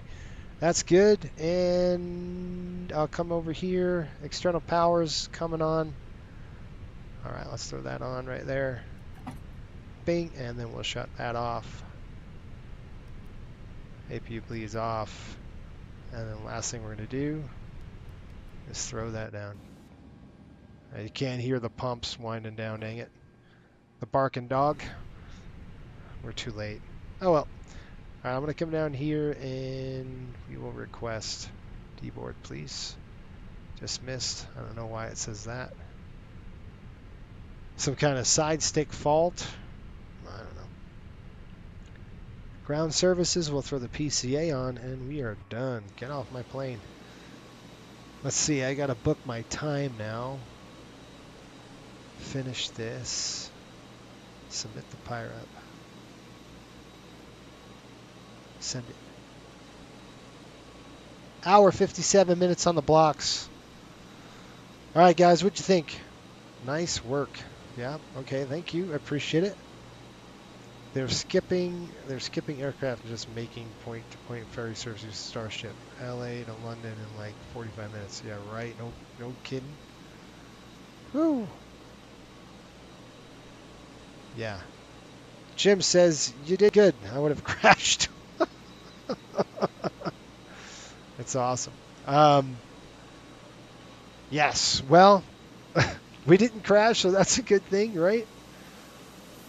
You know, I think I've come a long way, you guys, right? From the days of last year when I almost had a real problem taking off out of Salt Lake. By the way, if I had that problem again, you know, remember that? I took off out of Salt Lake and we were completely weight restricted and I turned it off and I punched the throttles. I would have never done that. Knowing what I know now, I would have just put heading select on and just kept going straight, or maybe turned to the west and then kind of circled up and around. That's what I would have done. Kept the flaps in a little longer, but yay, you live and you learn, right? So that was a straight Boeing pilot trying to fly an Airbus. That was hilarious. Oh man, I love it. That's good. Phoenix did a phenomenal job. They really did. Good model. I can't say enough praise about it, right? Like I was saying, the Labs is awesome too. I think the Labs actually handles better than this one. Like flying wise. It just does. It feels better. Anyway, I gotta take this ship back. Anyway, folks, this has been fun. So what I've got to do is figure out our hub situation, because the whole month of February we're off, you know, from any hockey charters or anything like that. So I want to really try to push and get the hub established before February and start adding a trip. We could do a proving flight then, you know, a couple proving flights. The whole month we're off of that. So I'm good at making sure we're all set. So that's what we've got. Now let's see our brakes really quick before I throw this. Wheels. Good. So anyway, what do you guys want to see? Looks like next week I think the MD-80 was up on par for next week, and I think I needed to fly it out to Marco as a spare. We'll see. You guys want to, it's going to be like a Fort Lauderdale. I think, Sean, what did we say? We said Fort Lauderdale to Salt Lake City. Gosh, that's a long flight. I don't know. We'll have to check that. Anyway, it's going to be a coastal flight, I think, next week, you guys. But I do have to get a spare over to him, so he has something if something breaks. You know, if his 737 breaks on him, then we can't fix it in time. We got the MD-80 to take. We'll have to do that. Anyway, I'll see you folks later next week. Let me know in the comments what you want to see. Love to hear your thoughts for next week. And I do want to start practicing getting the MD-80 going a bit, because we're going to be live coming up shortly. Trust me, I'd rather fly this airplane because this is easy. This airplane's super easy to fly. It's not like the MD-80. It's just not. So I've got to get polished for the 80, because in about 3 weeks time we're going to be hitting it pretty hard. We've got, let's see here, the 19th, right? And then the 26th. So, and then the next day, that next week, I'm flying out. I'm flying to Boston live. So that'll be our last preseason game. So hockey literally starts next week, guys. 2 weeks. Woo, that's awesome. Okay. Good stuff, folks. Have a great day. Have a great night. Thanks for hanging out. We'll see you guys later. Until next time, keep the blue side up and the brown side down. Have fun, folks. We'll see you. And by the way, do me a favor. Stay positive. Don't be negative. And remember, it's okay to disagree with people. It's okay. You don't have to, be angry or hate them or anything like that. Disagreement's all right. Just make sure it's civil. We're losing it. All right, folks, I'm out of here. We'll see you guys later. Have a good one. Board the plane, it's summertime. Sun is shining, it's bright. Breezy skies, cool and calm. Take a trip, it's not long. Oh, the vibe so mellow. Airwaves sing like cello. Sandy